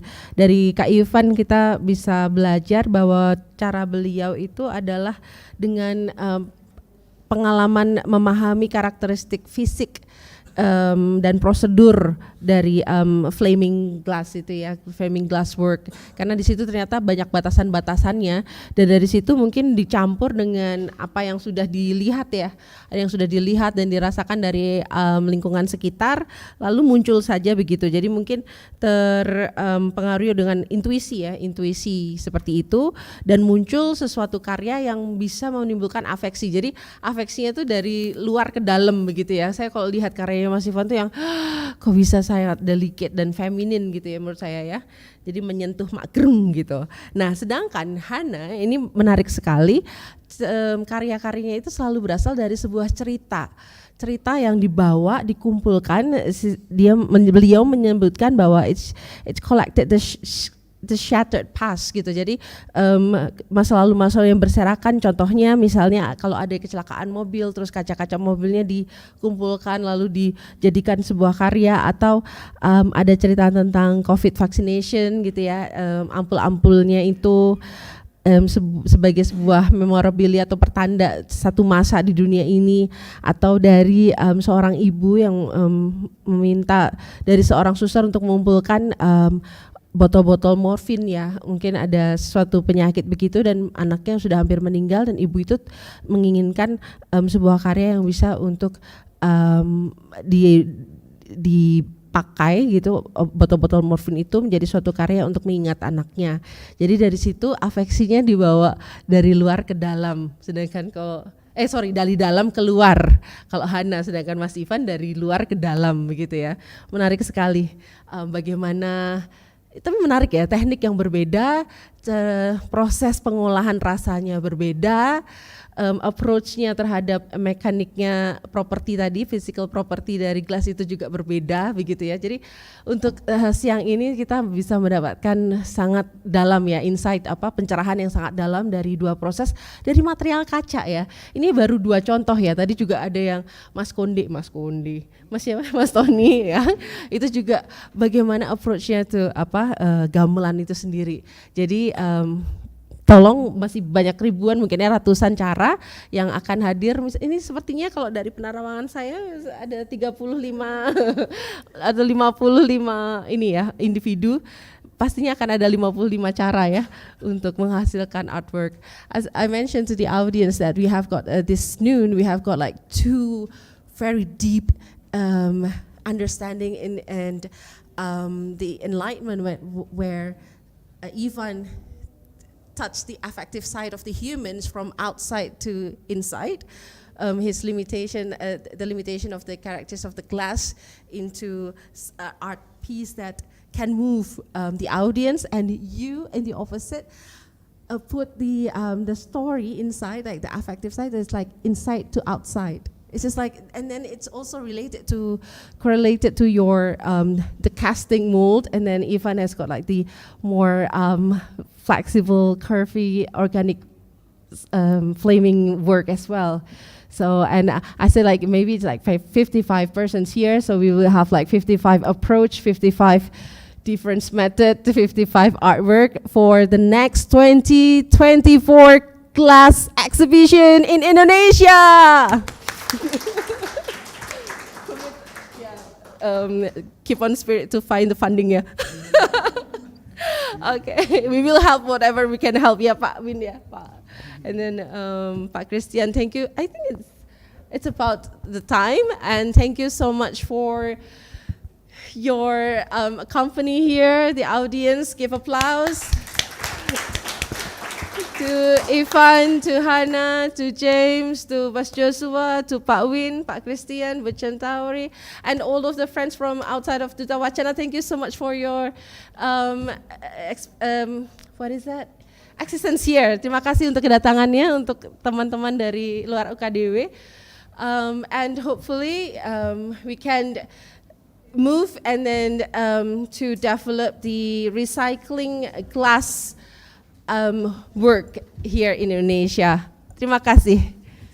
Kembali ke Ibu Centauri. Thank you for Mrs. Winta and our speakers. Well, that's wrapping up our event. We hope that this event brought us valuable knowledge for us. Thank you all for making time to join us here today. I wish you all a pleasant day. We look forward to seeing you at the next event.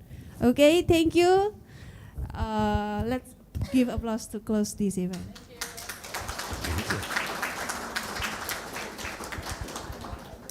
Oh, thank you so much to multimedia.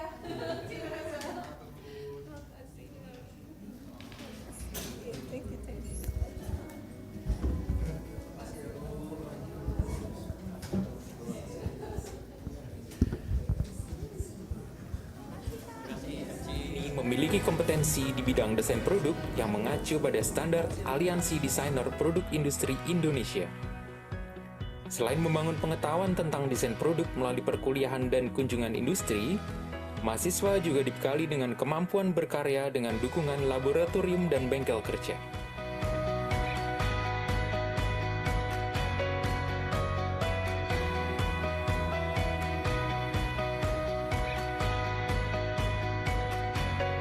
Program studi desain produk juga menjalin relasi dengan berbagai institusi pendidikan, baik di dalam maupun luar negeri. Ayo maju dan berkarya bersama kami di program studi desain produk Universitas Kristen Duta Wacana, Yogyakarta. Ayo belajar dan berkarya bersama kami di program studi desain produk UKDW. Kami tunggu ya.